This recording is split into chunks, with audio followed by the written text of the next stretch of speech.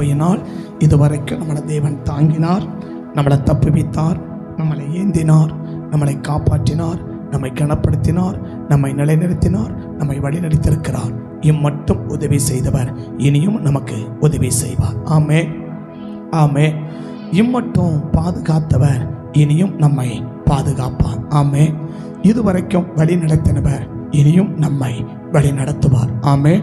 இதுவரைக்கும் கூட இருந்தவர் இனியும் நம்ம கூட தேவன் இருப்பார். ஆமே.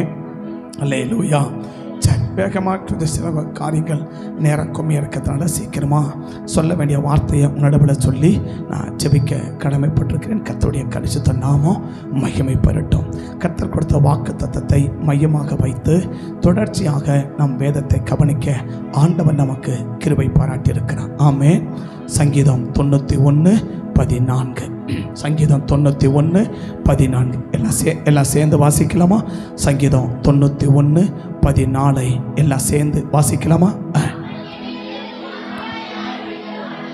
அவன் என்னிடத்தில் வாஞ்சையா இருக்கிறபடியினால் அவனை விடுவிப்பேன். என் நாமத்தை அவன் அறிந்திருக்கிறபடியால் அவனை உயர்ந்த அடைக்கலத்திலே வைப்பேன். ஆமே. அப்போ நம்ம கர்த்தருடைய நாமத்தை அறிய அறிய அவர் உயர்ந்த அடைக்கலத்திலே நம்மளை கொண்டு போய் வைக்கிறார். ஆமே.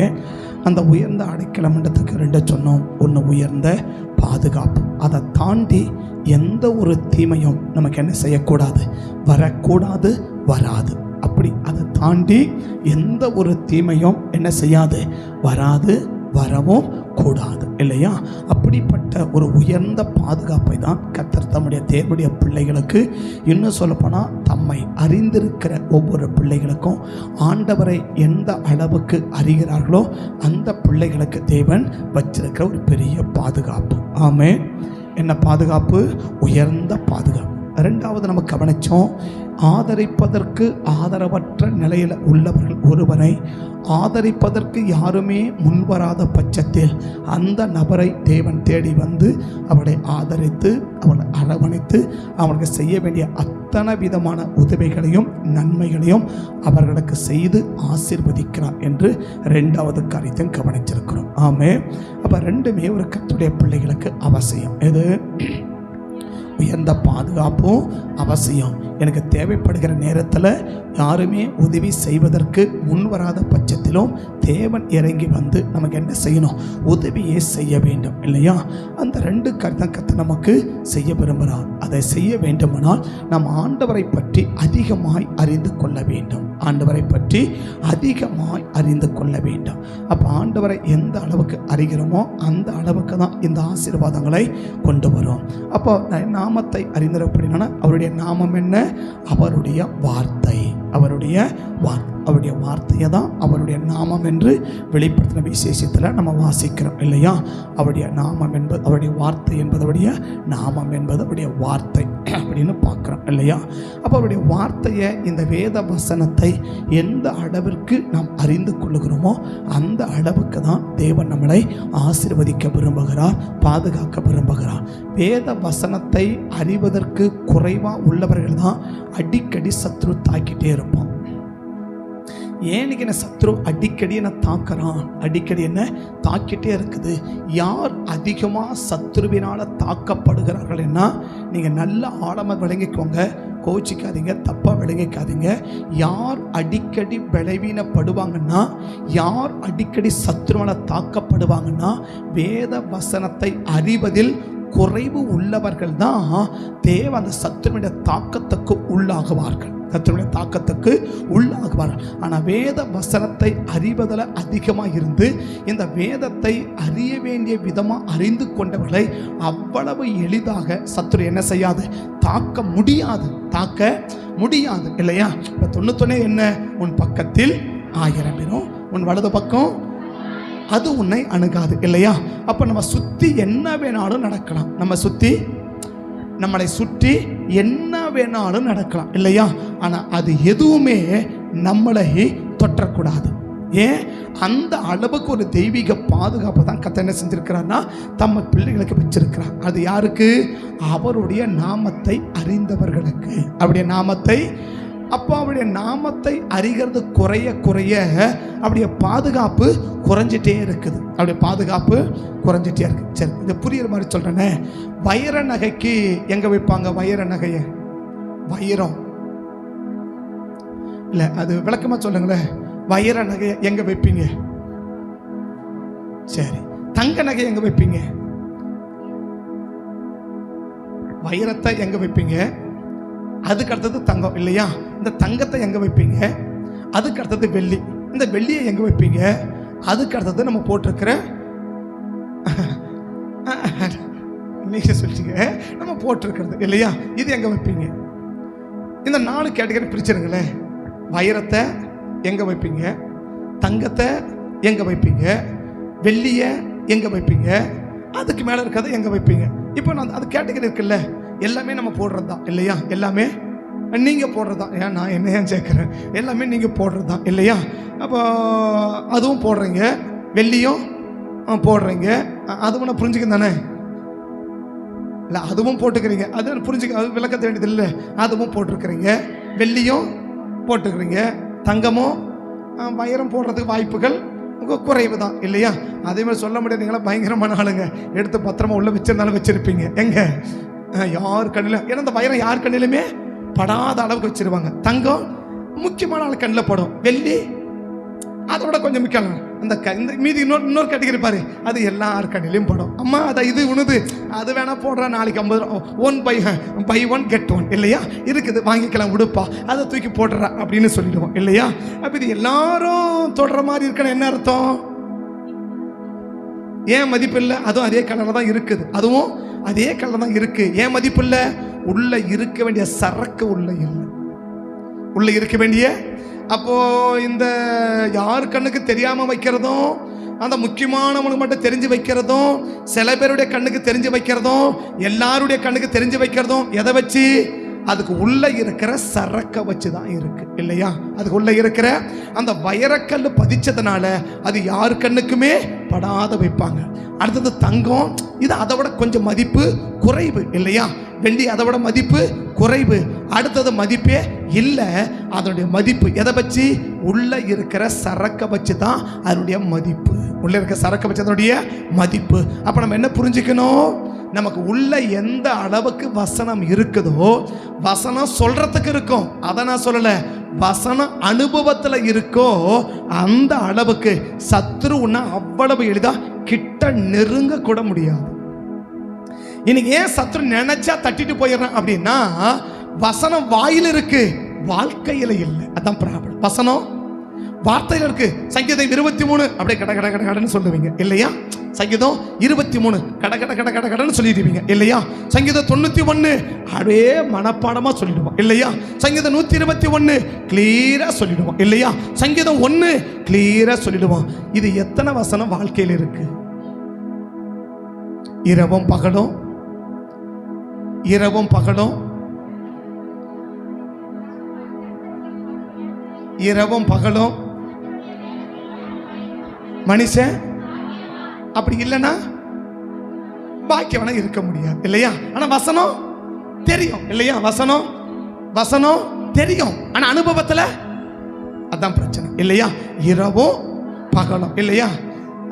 இரவும் பகலும் இது அனுபவத்தில் இருக்கா? படுக்கும்போது என்ன யோசனை படுக்கிறீங்க? காலையில் எந்திரிக்கும் போது என்ன யோசனை இருக்கிறீங்க? பஸ்ஸில் டிராவல் பண்ணுறீங்க என்ன யோசனை போகிறீங்க? வேலை செய்கிறீங்க என்ன யோசனை இருக்கிறீங்க? என்ன என்ன சிந்தனை இருக்குது? அதாவது 20 கொண்டு பைபிளே படிச்சிருக்க ஆண்டவர் சொல்லலை இல்லையா? இரவும் பகலும் கர்த்தருடைய வேதத்தில் தியானமா அப்படின்னா அதையே யோசிச்சு அதையே சிந்திச்சு அதற்கு ஆமா இப்படி இருக்கு, நம்ம இதை செய்யணும், இப்படி இல்லை இதை நம்ம செய்யக்கூடாது, இப்படி நம்ம இதை நம்ம குறைவா செய்யறோம், அப்ப இன்னும் நம்ம அதிகமா செய்யணும், அப்படி சிந்திச்சு உள்ளே எடுக்க வேண்டியதை உள்ளேயும் வெளியே தள்ளிவிடுத உள்ளே தள்ளுற பத்தியா, அதுக்கு பேர் தான் தியானம். இது இருக்கா? ஆனா வாயில இருக்க வசனம், வசனம் வாயில இருக்கு, வாழ்க்கையில அதான் ப்ராப்ளம். ஏன் நீங்க சத்துரு அவ்வளவு எளிதா ஒரு மனுஷனை தாக்கிறான்னா, அதை தேவனை ஆராதிச்சு இவ்வளவு அபிஷேகம் பெற்று இவ்வளவு கிருபை பெற்று இவ்வளவு வல்லமை பெற்று இந்த இடத்துல இருக்கிற உன்னையே தாக்குறானா, அப்புறம் வேற என்ன சொல்ல? அபிஷேகம் பெற்றிருக்கிறோம் இல்லையா? வல்லமைகள் பெற்றிருக்கிறோம், கிருபைகள் பெற்றிருக்கிறோம், அபிஷேகம் புதுப்பிக்கப்படுது, வல்லமைகள் புதுப்பிக்கப்படுது. அப்ப அடிக்கடி வல்லமையை புதுப்பிச்சு கிருபைகளை பெற்று அபிஷேகத்தை பெற்றிருக்கிற உன்னையே ஈஸியா தாக்குறான்னா, அப்ப இந்த வல்லமையை இல்லாதவனை எந்த அளவுக்கு தாக்குவான்? அப்ப ஏன் அந்த நிக்க மாட்டிருக்கு அப்படின்னா, உள்ள இருக்க வேண்டியது உள்ள இல்ல. வசனம் வாயில இருக்கக்கூடாது, வசனம் வாழ்க்கையில் இருக்கணும். அதான் ப்ராப்ளம். எந்த அளவுக்கு வசனம் வாழ்க்கையா மாறுகிறதோ அந்த அளவுக்கு நம்முடைய பாதுகாப்பும் நம்முடைய ஆசீர்வாதம் என்ன ஆகிட்டே இருக்கும், கூடிக்கிட்டே இருக்கும். நம்முடைய ஆசீர்வாதம் கூடிக்கிட்டே இருக்கும், வல்லமைகள் கூடிக்கிட்டே இருக்கும் இல்லையா? அப்படி வசம்போது வசனத்தை என்ன செய்யணும்? எந்த அளவுக்கு அறிய முடியுமோ அந்த அளவுக்கு அறியுங்க. எந்தெந்த கோணத்தில் தெரிஞ்சுக்க முடியுமோ அந்தந்த கோணத்தில் தெரிஞ்சுக்கணும். அந்த அளவுக்கு தெரிந்து கொண்டாதான் கர்த்தர் நம்மளை ஆசீர்வதிக்க முடியும், நம்மளை பாதுகாக்க முடியும் என்று தொடர்ந்து கவனிச்சு வரோம் இல்லையா? அப்படி கவனிக்கும் போது கடைசியாக நம்ம கடந்த வர சொன்னது என்ன சொன்னோம்? உனக்கு கொடுக்காத ஒன்றை அவனுக்கு கொடுப்பேன் அப்படின்னு சொன்னார் இல்லையா? கொஞ்சம் எல்லாருக்குமே ஷாக்கு தான் இல்லையா? எனக்கு கொடுக்காத ஒன்றை இன்னொரு ஆளுக்கு கொடுக்குறாருன்னா என்ன காரணம் அப்படின்னு 3 காரணத்தை சொன்னோம். ஒன்று என்ன? பேசக்கூடாத வார்த்தைகளை. எத்தனை பேர் இதை கேட்ட உடனே இனிமே நம்ம பேசக்கூடாத வார்த்தை என்ன செய்யக்கூடாது பேச அப்படின்னு கண்ட்ரோலில் இருந்தீங்க அப்படின்னு கேட்டால் 1-2 கையான உயரமானு பார்த்தா கர்த்தருக்கு தான் வெளிச்சம் இல்லையா? எனக்கு பிரச்சனை இல்லை, ஊதர சங்க ஊதிர காது உள்ளவன் கேட்க கிடவும். எந்த அளவுக்கு ஒரு வார்த்தையை குறித்து நிதானித்து கவனமா ஜாக்கிரதையா விவேகமா இது பேசலாமா பேசக்கூடாதா, இது சரியா சரியில்லையா, நான் பேசுறது தேவன் அனுமதிக்கிறாரா அனுமதிக்கலையா, இது பிசாசு தூண்டுதா மாம்ச தூண்டுதா என்ன நானே தூண்டுறா கர்த்தனை தூண்டுறாரா, இப்படியெல்லாம் பலவிதமான கோணத்தில் யோசித்து ஒரு வார்த்தையை பேசுவதற்கு ரொம்ப கவனித்து ரொம்ப நிதானித்து ரொம்ப யோசித்து அப்படி ஒரு வார்த்தையை பேச ஆரம்பிச்சிருந்தா அந்த வார்த்தை அந்த வசனம் என் வாழ்க்கையில் என்னவா மாறி இருக்கு, அனுபவமா மாறி இருக்கு. அப்ப தேவன் என்ன செய்வா? இந்த அனுபவம் உள்ள போனதுனால அந்த நபர்களை கர்த்தர் பாதுகாக்க விரும்புறா, அவனை ஆசீர்வதிக்க விரும்புவா இல்லையா? ஆனா காதுல கேட்டோம், நோட்ல இருக்கு. நான் போன வாரம் 3 சொன்னேன் இல்லையா? போன வாரம் 3 சொன்னேன் இல்லையா? ஒன்னு யாரு? பரவசப்பட்டுட்டு போயிடுவாங்க இல்லையா? அவனை டிஸ்டர்பே பண்ணாத. அவன் பரவசம் வருவான், கையை தட்டுவான், பரவசப்படுவான், 2 பாயை கிழிப்பான், 3 பேர் காலம் மிதிப்பான், போயிடுவான் இல்லையா? வருவான், கையை தட்டுவான், இந்த உருளுவான், 4 பேர் அடிப்பான் இல்லையா? அடுத்த வாரம் அப்படியே போயிடுவான், திரும்ப வருவான், அடுத்த வாரம் அப்படியே தான் செய்வான். அவனை டிஸ்டர்ப் பண்ணாத, அவனை அப்படியே விட்டுட்டான் இல்லையா? அடுத்த ஆள் யாரு? அது அந்த மாதிரி கரெக்டாக சொல்றீங்களா? இப்படி கதைனா கரெக்டாக ஞாபகம் இருக்கு. சரி, நோட் எழுதுனாள் இல்லையா?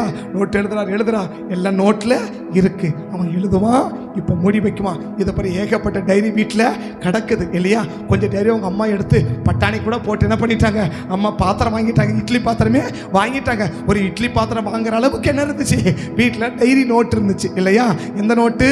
மெசேஜ் நோட்டு இல்லையா? இட்லி பாத்திரம் வாங்குற அளவுக்கு ஒரு நோட் இருந்துச்சு இல்லையா? அதை போட்டாங்க, இட்லி பாத்திரமே வாங்கிட்டாங்க. இட்லி பாத்திரம் கூட பழசாயிடுச்சு, ஆனால் என்ன மாறல, அதை எழுதுனது உள்ள ஒன்றும் வரல. அதனால் அவனை டிஸ்டர்ப் பண்ணாத, விட்டுடு. அவன் எழுதலாம் எதுக்கு உதவும்? அடுத்தது இட்லி பாத்திரத்துக்கு உதவும் அப்படின்னு சொல்லி விட்டுடுவான் இல்லையா? அடுத்த இட்லி பாத்திரத்துக்கு அவன் நோட்டு சேர்க்கிறப்ப வேற ஒன்றும் கவலைப்படாத, அவன் எழுதிட்டு விடு. ஒரு நாளைக்கு 3 நோட்டு கூட எழுதிட்டோம், அது எதுக்கு உதவும்? இட்லி அவங்க அம்மாவுக்கு அவங்க வீட்டுக்காரிக்கு இட்லி பாத்திரம் வாங்குறதுக்கு உதவும்பா அப்படின்னு இடுவான். ஆனால் 3வது ஆள் யாரு? ரொம்ப சின்சியராக கவனிக்கிறான், ரொம்ப சிந்திக்கிறான், ரொம்ப ஆழமாக யோசிக்கிறான். ஐயோ, இது நம்ம வாழ்க்கையில் இல்லையே, இது நம்ம வாழ்க்கையில் இருக்க, இப்படி சொல்லியிருக்காங்களே, இது நம்ம இது வரைக்கும் நம்ம செய்யலையே, அப்படி ரொம்ப ஆழமாக என்ன செய்யறான்? ரொம்ப திங்க் பண்றான். இவன் தான் நமக்கு ரொம்ப டேஞ்சரான ஆளு, இவன் தான் நமக்கு ரொம்ப டேஞ்சரான ஆளு அப்படின்னா பக்கத்தை கைப்பிடிச்சுக்கலுங்க. உங்களை பிசாசு பார்த்தா எப்படி நினைக்குவான்? உங்களை பிசாசு பார்த்தா ரொம்ப டேஞ்சரான ஆளு நினைப்பானா? ஒன்றும் பிரச்சனை இல்லை விடுப்பா அப்படின்னு நினைப்பானா? இட்லி பாத்திரத்துக்கு நோட்டு சேர்க்குறான்னு நினைப்பானா? இல்லை பரவசப்பட்டு 3 பேர் மூக்கு படிச்சுட்டு போயிடுவான்னு நினைப்பானா? என்ன நினைப்பான்? அதனால் சபைக்கு வரலாம், கையை தட்டலாம், ஆவியில் நிரம்பலாம், பரவசப்படலாம். அதனால் கையை தட்டக்கூடாதுன்னு இல்லை, ஆவியில் நிரம்பக்கூடாதுன்னு இல்லை. எந்த அளவுக்கு வார்த்தையை கேட்குறோமோ அது உள்ள நமக்குள்ள கிரியை நடப்பிக்கணும். அதுதான் நம்முடைய வாழ்க்கை மிகப்பெரிய பாதுகாப்பு. அப்போ உனக்கு கொடுக்காத ஒன்றை அடுத்தவனுக்கு என்ன செய்வேன்? கொடுப்பேன் அப்படின்னு கடந்த வாரம் சொல்லிட்டார் இல்லையா? சரி, இந்த வாரம் என்ன சொல்றாருன்னா, அவனுக்கு கொடுத்ததை விட உனக்கு அதிகமாக கொடுப்பேன் அப்படின்னு சொல்றார். என்ன சொல்றாரு? என்னையா அது ஒவ்வொரு வாரமாக ஒவ்வொன்று புதுசு புதுசாக சொன்னால் நாங்கள் எப்படி தான் வாழ்கிறது அப்படி சொல்கிற மாதிரியெல்லாம் வாழ்ந்தவங்க முடிஞ்சு போச்சு இல்லையா. அவனுக்கு கொடுத்ததை விட உனக்கு அதிகமாக கொடுப்பேன் அப்படின்னு சொல்கிறான் இல்லையா. அப்போது அடுத்தவனுக்கு கொடுக்கறத விட நமக்கு ஆண்டவர் எப்படி கொடுக்க தான் விரும்புகிறாரு, அதிகமாக கொடுக்க தான் விரும்புகிறார் இல்லையா. எலியாவுக்கு 1 மடங்கு தான் பலன், 1 மடங்கு தான் வல்லமை. எலிசாவுக்கு 2 மடங்கு வல்லமை இல்லையா. எலியாவுக்கு 1 மடங்கு தான் வல்லமை, எலிசாவுக்கு 2 மடங்கு வல்லமை இல்லையா. அப்போ தேவன் எப்படி தான் கொடுக்க விரும்புகிறாரு, அதிகமாக தான் நமக்கு தேவன் கொடுக்க விரும்புகிறார் இல்லையா. முன்மாறிய காட்டிலும் பின்மாறி அதிகமாக இருக்கும். முந்தின ஆலயத்தின் மகிமையை விட பிந்தின ஆலயத்தின் மகிமை அதிகமாக இருக்கும். இரட்டிப்பான நன்மையை தருவேன், அது இன்றைக்கே தருவேன். அப்போ ஆண்டவர் எங்கேயுமே ஏதோ அவனுக்கு கொடுத்துட்டும்பா அதையே நானே உனக்கு என்ன செய்கிறேன், உனக்கு கொடுக்குறேன் போயிட்டு வாப்பா அப்படின்னு ஆண்டவர் என்ன செய்யறது இல்லை, சொல்றது இல்லை இல்லையா. ஒரு ஆளுக்கு எவ்வளவு கொடுத்தனோ அதே அளவுக்கு உனக்கும் நான் கொடுக்குறேன், சரி போயிட்டு வாப்பா அப்படின்னு சொல்றது இல்லை. மாறா என்ன, அவனுக்கு கொடுத்ததை விட உனக்கு என்னப்பா கொடுப்பேன், அதிகமாக கொடுப்பேன். அப்போ அப்பாவுக்கு கொடுக்கதை விட பிள்ளைக்கு தேவன் என்ன செய்ய விரும்புகிறாரு, அதிகமாக கொடுக்க விரும்புகிறார் இல்லையா. அப்போ கணவனுக்கு கொடுத்ததை விட மனைவிக்கு என்ன கொடுக்க விரும்புகிறா, அதிகமாக கொடுக்க விரும்புகிறா. காசு இல்லை, காசு நினச்சிக்காதீங்க சரியா. அது காசு உள்ளடக்கம் தான், ஆனால் காசு நினச்சிக்கூடாது, காசு மட்டும் நினச்சிக்கூடாது, ஆனால் காசும் உள்ளடக்கம் தான், காசும் உள்ளடக்கம் தான் இல்லையா. அப்போ பிள்ளைங்களை கொடுக்கறத விட அப்பா அம்மாவுக்கு அதிகமாக கொடுக்க விரும்புகிறா. ஒரு ஆளுக்கு கொடுக்கறத விட இன்னொரு ஆளுக்கு தேவன் எப்படி தான் கொடுக்க விரும்புகிறாரு, அதிகமாக தான் தேவன் கொடுக்க விரும்புகிறார். அப்போ இந்த அதிகமான ஆசீர்வாதத்தை பெறுவதற்கு நம்மிடம் காணப்பட வேண்டிய 3 காரியம். வழக்கமாக 3 தான், எவ்வளோ சொல்ல முடியுமோ சொல்லி முடிச்சிருவேன், முடிஞ்ச அளவுக்கு சீக்கிரமாக சொல்லி முடிச்சிருவேன். ஒன்றும் ஃபீல் பண்ணாதீங்க, ஜோம் பண்ணுங்க, சின்சியராக ஜோம் பண்ணுங்க. என்னென்னு, ஆண்டவரே இந்த முள்ளு சீக்கிரமாக ஓடக்கூடாதுன்னு ஜோம் பண்ணுங்க, இல்லை இந்த மனுஷனுடைய வாயை கட்டி சீக்கிரமாக முடிக்க வைங்கப்பா அப்படின்னு ஜோம் பண்ணி ஏதோ ஒன்று பண்ணுங்க, கத்த சித்தமான அப்படி முடிச்சிருவேன், உனக்கு கவலைப்பட்டுக்க வேணாம். அப்போ தேவன் என்ன விரும்புகிறா, உனக்கு கொடுத்ததை விட உனக்கு அதிகமாக கொடுப்பேன். நீ என்ன யோசிச்ச, ஐயோ அவனுக்கு கொடுத்தாரு நமக்கு ஒன்றுமே கொடுக்கலையே, நமக்கு ஒன்றுமே கொடுக்கலையே, நம்ம அவ்வளோ மோசமாக போயிட்டோம், அவ்வளோ மோசமாக நம்ம ஆகிட்டோம், அப்போ ஆகார விடவா நான் மோசமாயிட்டேன், இஸ்மாயில் விடவா நான் மோசமாயிட்டேன் அப்படின்னு கொஞ்சம் ஆபிரகாம் ஃபீல் பண்ணுவார் போல இருக்கு இல்லையா.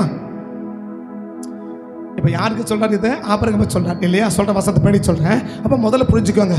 இப்போ ஆகாருக்கு என்ன சொன்னாரு, ஆபிரகாம் சொன்னாரு உனக்கு கொடுக்காத ஒன்றை அவனுக்கு கொடுப்பனார் இல்லையா. இதை கேட்ட உடனே, இதை பார்த்த உடனே இந்த ஆபிரகாம் சாராளுக்கு எப்படி இருக்கும், நம்ம வீட்டில் ஒரு அடிமையா ஒரு வேலைக்காரி பிள்ளை இல்லையா, நம்ம கொடுத்தா தான் சோறு, நம்ம கொடுத்தா தான் வஸ்திரம் இல்லையா, புடவை நம்ம தான் எடுத்து கொடுக்கணும், ஒரு சுடிதார்னா நம்ம தான் எடுத்து கொடுக்கணும், சாப்பாடு நம்ம தான் போடணும், எங்கேன போகணும்னா நம்ம தான் சொல்லணும். இப்படி நம்ம கிட்ட அடிமையாக இருக்கிற பிள்ளை நம்மளை விட எப்படி இருக்கிறா, மெஜாரிட்டியாக இருக்கிறா இல்லையா, நம்மளை விட மெஜாரிட்டியாக இருக்கிறா. ஆனால் நம்ம இப்படி இருக்கிறோமே அப்படின்ற வருத்தம் உங்களுக்கு இருக்கா, புரியல. இப்போ நான் கொஞ்சம் இப்படி மாற்றி சொல்கிறேன்னே, நமக்கு பின்னாடி இல்லையா, நான் ரட்சிக்கப்பட்டு ஒரு 10 வருஷம் ஆயிடுச்சுன்னு வச்சுக்கோங்க, ரட்சிக்கப்பட்டு ஒரு 5 வருஷம் ஒருத்தன் அனுக்குது இல்லையா. ஆனால் அவன் வந்தால் அப்படி பார்த்தா பந்த மறந்து வரான், அவன் நல்லா இருக்கிறான், நல்லா இருக்கிறான், அப்படி பார்க்குறான், வித்தியாசமாக இருக்கிறான், கிருபையோ அபிஷேகமோ மற்றதான் என்ன ஆகிட்டே இருக்குது, பெருகிட்டே இருக்குது, அப்படி பார்த்தா வித்தியாசமாக இருக்குது. இப்போது எனக்கு என்ன தோணணும், ஏடா அது கொடுமையாக இருக்குது, நம்ம 10 வருஷமாக ரட்சிக்கப்பட்டு இதே சபையில் குப்பை கொட்டுறோம் இல்லையா, இதே சபையில் குப்பையை கொட்டுறோம் இல்லையா, குப்பை கொட்டலை, ஒரு ஆள் குப்பையை கொட்டுறாங்க, ஒரு ஆள் குப்பையை கொட்டுறாங்க, 2 பேர் நடக்குது இல்லையா. ஒரு ஆளுங்க குப்பையை கொட்டிட்டு போயிடுறாங்க, ஒரு ஆளுங்க குப்பையை அள்ளிட்டு போகிறாங்க இல்லையா. நீங்கள் எப்படி எடுத்துக்காங்க, 10 வருஷம் அந்த சபையில் குப்பையை கொட்டுறோம் இல்லை, அந்த 10 வருஷம் சபையில் குப்பையை எடுக்கிறோம். ஆனால் நமக்கு பின்னாடி இந்த பையன் வந்தால் அவன் பார்த்தா ரொம்ப வித்தியாசமாக இருக்கிறான், நல்லா இருக்கிறான், நமக்கே பார்த்தா என்னடா அது நம்ம கூட அப்படி இல்லையே அப்படின்ற ஒரு கஷ்டம் மனசுக்குள்ள 100% வரணும். பொறாம வரக்கூடாது. என்ன வரணும் அப்படின்னா, ஆண்டவரே நேத்திக்கு வந்த பையனுக்கு இப்படியெல்லாம் இருக்கிறான், நான் இந்த சபையில் இப்படி வருஷம் இருக்கிறேன், அப்போ நான் ஏன் இப்படி இருக்கிறேன் அப்படின்ற ஒரு கேள்வி ஏசுனாரு 2 கையும் முடிய பிடிச்சி கேட்கணும். எப்படி 2 கையும் ஏசுற முடிய பிடிச்சிடணும் இல்லையா. அப்படின்னா அவனை கூட நான் அவ்வளோ மோசமா என்ன அப்படின்னு யாரை கேட்கணும், அவனை போய் கேட்டக்கூடாது. ஏன்னா உன்னோட நான் அவ்வளோ மோசமாடா அப்படின்னு அவனை கேட்டக்கூடாது. யாரை கேட்கணும், ஏசனா அதெல்லாம் போய் கேட்கணும் இல்லையா. இவட சொன்னா இல்லையா, சவுல் கொன்றது 1000, தாவீது கொண்டது, பக்கத்தை கைப்பிடி சொல்லுங்க, அவனுக்காவது கொஞ்சம் உரைச்சிடுச்சு. என்னன்னு என்னடா அது, நம்ம பார்த்து வேலைக்கு வச்ச பையன், நம்ம பார்த்து வேலைக்கு வச்ச பையன், ஒரு ஆடு மேய்ச்சிருந்த பையன், இவனுக்கு எவ்வளோ கொடுக்குறாங்க? 10,000 கொடுக்குறாங்க, எனக்கு எவ்வளோ தான் கொடுத்தாங்க, எப்படி அப்படின்னு கொஞ்சம் உரைச்சிடுச்சு இல்லையா? இதை விட கொஞ்சம் அட்வான்ஸாக சொல்லட்டுமா? ஒரு அசுத்த ஆவி உள்ளவனுக்கே உரைச்சிடுச்சு. புரியல? சரி, அதுக்கு மேலே விளக்கம் வேணாம் தானே? அதுக்கு மேலே விளக்கம் வேணாம் தானே? ஒரு அசுத்த ஆவி உள்ளவனுக்கு என்ன உரைச்சிச்சு? அவன் நம்ம விட சின்ன பையன், பொடி பையன், அவன் கூட சொல்றான், அந்த பொடி நம்ம என்கிட்ட அனுப்புற அப்படின்னு சொல்றான். ஒரு பொடி பையன், ஆடுமை சேர்ந்த பையன், இப்போதான் வந்தா, நான் பார்த்து வேலை சேர்த்து விட்டவன் இல்லையா? நான் பார்த்து அதை கொஞ்சம் இப்படி சொல்லட்டுமா, நான் பார்த்து இந்த சபைக்கு கூட்டு வந்தேன் இல்லையா? நான் பார்த்து இந்த சபைக்கு கூட்டு வந்தேன். அவன் என்னவா மாறிட்டான்? அவன் பார்த்தா பயங்கரமா இருக்கிறான் இல்லையா? நான் கூட்டு வந்த பையன் பயங்கரமா இருக்கிறான், ஆனா நான் எப்படி இருக்கிறேன்? அப்படியே இருக்கிறேன்னு அப்படின்னு கொஞ்சம் என்ன செய்யணும்? கொஞ்சம் அப்படி சுருக்குன்னு வரைச்சி அப்படி ஏசனார் 2 கையில முடிய பிடிச்சி என்ன காரணம் அப்படின்னு யாரை கேட்கணும்? ஏசனாதரை கேட்கணும். அப்படி கேட்டுங்கிறீங்களா? என்னைக்கானா அது அவங்க மேல விழிச்ச கிருபை, கரெக்டு தான். இது உங்க மேல வச்ச கிருபை. என்ன கிருபை? நீங்க இப்படியே இருக்கிறது உங்க மேல வச்ச கிருபை, அவன் பிரகாசிக்கிறது அவன் மேல வச்ச கிருபை இல்லையா? எவ்வளவு அருமையான ஆவி பத்தியா? ஆனா ஒரு அசுத்த ஆவி உள்ளவனுக்கு கூட சுருக்குன்னு உரைச்சிடுச்சு. எது? இந்த புள்ள ஒரு வார்த்தை சொன்ன உடனே அவனுக்கு அப்படியே பயங்கரமா பத்தினி எரிஞ்சிருச்சு இல்லையா? ஆஹா, எனக்கு பின்னால வந்த பையன் இப்படி இருக்கிறான், ஆனா நான் எப்படி இருக்கிறேன்? நான் இப்படி இருக்கிறேனே, இப்படி கொடுக்குறாங்களே, இப்படி பண்றாங்களே அப்படின்னு என்ன வந்துச்சு? ஒரு சுருக்கனை உரைச்சு ஒரு ஏதோ ஒன்று ஆச்சு இல்லையா? அசுத்த ஆவி உள்ளவனுக்கே அவ்வளவு உரைக்குதுன்னா, நீ பேசுற அந்நிய பாஷை உண்மைன்னா எவ்வளவு உரைக்கணும் இல்லையா? அது நாங்க விட்டு கொடுக்கிற மனப்பான்மை உள்ளவர்கள். என்ன மனப்பான்மை? விட்டு கொடுக்கிற மனப்பான்மை உள்ள. சரி, பரவாயில்ல, வளரட்டும். ஏன்னா முந்தின ஆலயத்தின் மகிமையை விட பிந்தின ஆலயத்தின் மகிமை பெரிதா இருக்கும் இல்லையா? எலியாவின் வல்லமையை விட, சரி இல்லையா? அப்படி நினைச்சுக்கிட்டு ஓகே, என்ன பண்ணட்டும், நான் வளரட்டும், நல்ல வளரட்டும், அவன் வளரட்டும், நீ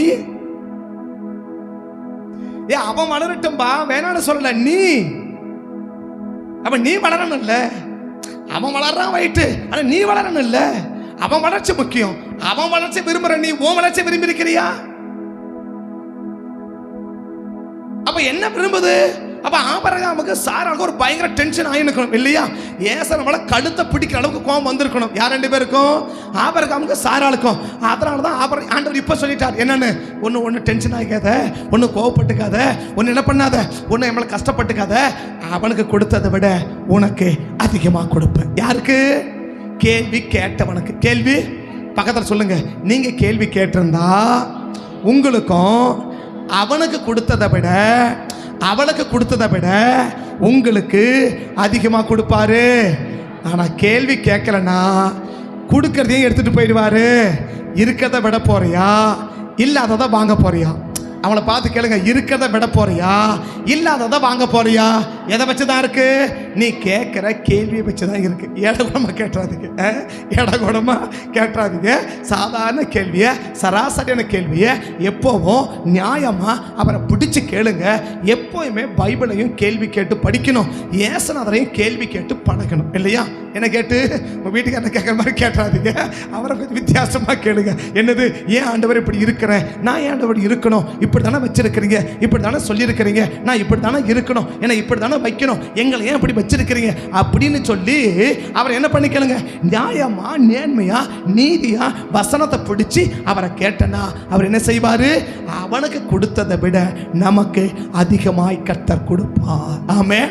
அப்ப ஆண்டவர் இன்னொரு படி மேலே போய் சொல்றார். என்ன சொல்றாருன்னா, ரட்சிக்கப்படாத அவனுக்கே இவ்வளவு கொடுப்பனா, நீ ரட்சிக்கப்பட்டவன் உனக்கு எவ்வளவு கொடுப்பேன்? ஆமென். ரட்சிக்கப்படாத அவங்களுக்கே இவ்வளவு கொடுத்தனா, ரட்சிக்கப்பட்டவனுக்கு எவ்வளவு கொடுப்பேன் இல்லையா? சரி, 2வது என்ன சொன்ன? அடிமையானவளுக்கே அவ்வளவு கொடுத்தா நீ அழைக்கப்பட்டவன் எவ்வளவு கொடுப்ப இல்லையா? அது இந்த வேலையில ஓரப்படி தலையாடு அந்த மாதிரி ஆடி நிற்குது. அது எப்படி கர்த்தருக்கு தான் வெளிச்சம் இல்லையா? அழைக்கப்பட்டவனுக்கு என்ன கொடுக்குற? அடிமையானவனுக்கு என்ன கொடுத்துருக்கிறேன்?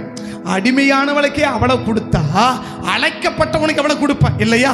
அழைக்கப்பட்டவனுக்கு எவ்வளவு கொடுப்பேன், அதை விட அதிகமாக என்ன செய்யணும்? கொடுக்கணும். ஏன் உனக்கு கொடுக்காம வந்தா இப்பயாவது நீ கொஞ்சம் விழிப்படைஞ்சு கொஞ்சம் டென்ஷன் ஆகி இப்போயாவது என்கிட்ட வந்து கேட்பியா, இப்போயாவது என் கூட வந்து போராடுவியா, இப்போயாவது என்கிட்ட வந்து சண்டை போடுவியா அப்படின்றதுனால தான் உனக்கு என்ன சமயம் வச்சிருந்தேன், கொடுக்காம வச்சிருந்தேன் இல்லையா? அப்போ இப்போ பாரு, இப்போ என்ன ஆயிட்ட, தெளிவாயிட்ட, என்கிட்ட வந்து சண்டை போடுற உரிமையில் இல்லையா? ஏன் எனக்கு கொடுக்கல, என்ன காரணம்? நான் அவனை மோசமா, நான் ஜெபம் பண்ணலையா, நான் பைபிள் படிக்கலையா, நான் ஜெபம் பண்ணலையா, நான் உபவாசம் பண்ணலையா, நான் சர்ச்சுக்கு போகலையா, நான் ஞானஸ்நானம் எடுக்கலையா, நான் என்ன பண்ணல, அப்புறம் ஏன் எனக்கு கொடுக்கல அப்படின்னு இதெல்லாம் செஞ்சவங்க கேட்பாங்க இல்லையா? இதெல்லாம் செஞ்சவங்க கேட்பாங்க. என்னன்னு, ஆண்டவரே எனக்கு ஏன் கொடுக்கல, நான் உபவாசம் பண்ணலையா, நான் பண்ணல, ஏன் கொடுக்கல அப்படின்னுவாங்க இல்லையா? காலையில நைட் சாயங்காலமா ஜெபம் பண்ணிடுறவங்க, ஆண்டவரே நான் காலையில சாயங்காலம் ஜெபம் பண்ணலையா, அப்புறம் ஏன் எனக்கு கொடுக்கல அப்படின்னு கேட்பாங்க இல்லையா? வெள்ளிக்கிழமை சார் உபவாசத்து போயிருந்தா, ஏன் ஆண்டவரே நான் உபவாசத்து போலையா, ஏன் எனக்கு கொடுக்கல அப்படின்னு கேட்பாங்க இல்லையா? நைட்டு 2 மணிக்கு ஜெபம் பண்ணியிருந்தா, ஏன் ஆண்டவரே நான் 2 மணிக்கு ஜெபம் பண்ணலையா, எனக்கு ஏன் கொடுக்கல அப்படின்னு கேட்பாங்க இல்லையா? நான் 10 to 11 மணிக்கு ஜெபம் பண்ணியிருந்தா, ஏன் ஆண்டவரே நான் 10 to 11 ஜெபம் பண்ணலையா, எனக்கு ஏன் கொடுக்கல அப்படின்னு கேட்பாங்க இல்லையா? சின்ன பிள்ளைங்க, ஆண்டவரே நாங்க என்ன 6 to 7 ஜெபம் பண்ணலையா, எங்களுக்கு ஏன் கொடுக்கல அப்படின்னு கேட்பாங்க இல்லையா? இப்ப நான் பேசுறதெல்லாம் புரிஞ்சிச்சு தானே? இதெல்லாம் செஞ்சவங்க கேட்பாங்க. என்னன்னு, நான் இதெல்லாம் செஞ்சேன் தானே, அப்புறம் ஏன் எனக்கு கொடுக்கல அப்படின்னு கேட்பாங்க இல்லையா? இப்போ நான் கேட்குறேன், ஏன் ஆண்டவரே பாண்டியன் மட்டும் கொடுத்தீங்க, எனக்கு ஆண்டவரை கொடுக்கல அப்படின்னு சொல்லுவார். பாண்டியன் 10 மணி ஜெபம் பண்ணா, நீ பண்ணையா அப்படின்னு எனக்கு கேட்பார் இல்லையா? இல்லை, அவன் நீ பண்ணலை, நான் கொடுக்கல. சரி, உடனே சொல்லுவான், ஐசக் ஆண்டவரே ஏன் அவனுக்கு கொடுத்தீங்க, எனக்கு ஏன் கொடுக்கல அப்படின்னு ஜான் கேட்கணும்னு வச்சுக்கோங்களேன். இப்போ உடனே சொல்கிறான், அவன் 6 மணிக்கு ஜெபம் அட்டன் பண்ணா, நீ பண்ணையா அப்படின்னு கேட்பான் இல்லையா? இல்லை ஆண்டவரே அப்படின்னு சொன்னா அதனால கொடுக்கல அப்படின்னு சொல்லுவார். எஸ்தரக்க கேட்குறாங்க, என்னன்னு, ஏன் ஆண்டவரே நான் சொல்கிறேன் ஜாயாக்காளுக்கு மட்டும் கொடுத்தீங்க, எனக்கு ஏன் ஆண்டவரை கொடுக்கல அப்படின்னு கேட்கணும்னு வச்சுக்கோங்களேன். உடனே அவர் சொல்லுவார், ஜாயாக்கா 2 மணிக்கு ஜெபம் பண்ணாங்க, நீங்கள் பண்ணீங்களா அப்படின்னு கேட்பாங்க. இல்லை ஆண்டவரே அதனால தான் கொடுக்கலக்கா அப்படின்னு சொல்லுவார் இல்லையா? இப்போ என் பேரை சொல்லணும்னு நினைக்கிறீங்க இல்லையா? சரி, எல்லாருக்கும் சொன்னா எனக்கு அதுவே சரியா போயிடும். அதனால நான் செஞ்சுருந்தா என்ன கேட்கலாம், நான் செஞ்சேன் எனக்கு ஏன் கிடைக்கல அப்படின்னு கேட்கலாம் இல்லையா? அப்ப நமக்கே தெரியுது, நம்ம தான் செய்யலையே, நம்ம தான் ஜபத்துக்கும் போறதில்ல, உபவாச ஜபத்துக்கும் போறதில்ல, வெள்ளிக்கிழமையும் போறதில்ல. இந்த ஞாயிறு விட்டா நம்ம இந்த பஸ்ல பார்த்தீங்கன்னா 1 to 1 அப்படி சில பஸ்ல போடுவாங்க. என்ன போடுவாங்க? 1 to 1 அப்படின்னா இங்க விட்டா அங்கதான் போய் நிற்கும். எங்க? Point to point. அதுக்கு பேர் என்ன பேரு? Point to point. இஸ்ரவேல் மாதிரி வச்சுக்கோங்களேன். இந்த ஞாயிற்றுக்கிழமை வந்தான் பார்த்தீங்களா, திரும்ப எப்போதான் வருவான்? அடுத்த ஞாயிற்றுக்கிழமை தான் வருவான் அப்படின்னு நினச்சிக்காதீங்க சரியா? அவன் தினந்தோறும் வந்து போகிறான். எதுக்கு? இந்த கட்டணம்லாம் இருக்கா இல்லையான்னு பார்த்துட்டு போகிறான் இல்லையா? அந்த மாதிரி இருக்கிறான்னு வச்சுக்கோங்களேன். அந்த மாதிரி பாயிண்ட் டு பாயிண்ட்ல போனா இப்போ இஸ்ரவேலை போய் கேட்க முடியுமா? என்ன ஆண்டவரே யோனத்தானுக்கு கொடுத்தீங்க, எனக்கு ஆண்டவரை கொடுக்கல அப்படின்னு கேட்டா உடனே அவர் சொல்லுவார், அவர் 5 மணி ஜபத்துக்கு போனார், நீ போனையாப்பா அப்படின்னு கேட்பார். இல்லையா ஆண்டவரே அதனால தான் நான் கொடுக்கல அப்படின்னு ஈஸியா சொல்லிடுவார் இல்லையா? அப்ப நம்ம செஞ்சிருந்தோம்னா எப்படி கேட்கலாம்? உரிமையா கேட்கலாம் இல்லையா? காலையில பைபிள் படிச்சியா அப்படின்னு கேட்கலாம் இல்லையா? இப்ப ஜகா கேட்கிற, ஆண்டவரே ரோகிணி கொடுத்த மாதிரி ஏன் எனக்கு கொடுக்கல? அவ சொல்றான், அவ 5 மணிக்கு தூங்கினாவது ஜபத்தை அட்டன் பண்ணி வச்சுட்டு தூங்கியாவது தூங்கினா, நீ அதையாவது செஞ்சான்னு கேட்பார் இல்லையா? 5 மணி ஜபத்தை அட்டன் பண்ணிட்டு என்ன கூட பண்ணிட்டுப்பா, அவ தூங்கி கூட தூங்கியிருப்பா இல்லையா? நீ அதையாவது பண்ணையா அப்படின்னு கேட்டிருப்பா இல்லையா? அப்படி ஆமா ஆண்டவரே நானும் அட்டன் பண்ணிட்டு 3வது பாட்டிலே தூங்கிட்டு ஆண்டவரே அப்படின்னு சொன்னாங்களே, சரி அட்டன் பண்ணல அதுக்காவது கொடுக்குறேன் அப்படின்னு நான் சொல்லுவேன் இல்லையா? அதுவும் இல்லை. எப்படி தான் கொடுப்பாரு?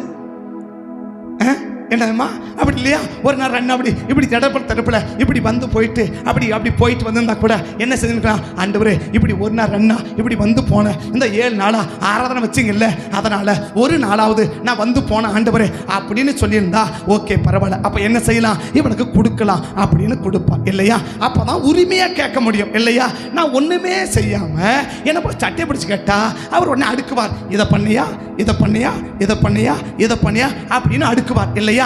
இல்ல இல்ல இல்ல நம்மளுடைய பக்கம் நோ நோ நோ நோ இல்லையா? அவர் கடைசி சொல்லுவாரு, அதனாலதான் நான் உனக்கு நோ, நான் உனக்கு நோ. நீ எஸ் எஸ் சொல்லியிருந்தேன்னா நான் என்ன பண்ணியிருப்பேன்? உனக்கு எஸ்ன்னு சொல்லியிருப்பேன். ஆனா நீ நோன்னு சொல்றதுனால நான் உனக்கு என்ன சொல்றேன்? நோன்னு சொல்றேன். அப்ப தேவன் என்ன விரும்புறா? தேவ சமத்துல பிடிக்கணும். என்ன பிடிக்கணும்? ஏன்னா இப்படி இருக்கணும், இப்படி தானே பைபிள் சொல்லுது, இப்படி தானே வசனம் சொல்லுது, இப்படி தானே வசனம் இருக்கு, இப்படி தானே வாக்குத்தத்தம் இருக்கு, அப்ப நான் ஏன் இப்படி இருக்கணும் அப்படின்னு ஏசனாருக்கு முடி சுருள் சுருளா இருக்குன்னு அக்கா சொல்லியிருக்கிறாங்க இல்லையா? அப்படி 2 கையிலும் பிடிச்சி ஏன் என்ன இப்படி வச்சிருக்கிறீங்க அப்படின்னு யார் கேட்க முடியும்? இதை செஞ்சவன் கேட்க முடியும் இல்லையா? ஒருவேளை முடிஞ்ச அளவுக்கு என்னால் என்ன முடியுமோ அதை மட்டும் செஞ்சு நிற்கிறேன், பெருசாக என்னால் செய்ய முடியல, உண்மைதான், என்னால் முடிஞ்ச அளவுக்கு செஞ்சிருக்கிற ஆண்டவரே அப்படின்னு சொல்றவங்க அவரை பிடிச்சி கேட்டா அவர் அதுக்குரிய பதிலை சொல்லுவாரு. அவர் சொல்வாரு, நீ செஞ்சுட்டு இருந்தா நான் ஏன் கொடுக்காத போறேன்? நீ செஞ்சுட்டு இருந்தேன்னா நான் ஏன் கொடுக்காத போறேன்? 9 மணிக்கு வாணிப பிள்ளைங்க ஜெபம் சத்தியம் அட்டன் பண்ணியிருந்தா ஏன் ஆஸ்வதிக்கப்படாம போறாரு இல்லையா? அந்த 2 பேரும் அட்டன் பண்ண கூட எனக்கு டிஸ்டர்பா இருக்கு, போன் பார்க்கறது, தள்ளி போங்க அப்படின்னு சொன்னா எப்படி ஆஸ்வதிப்பாரு அப்படின்னு அவன் நினைச்சிருக்கிறாங்க இல்லையா? அப்ப நம்ம புரிஞ்சுக்கணும். என்ன புரிஞ்சுக்கணும்? ஏதாவது நம்ம செஞ்சாதான் கர்த்தர் என்ன செய்வாரு?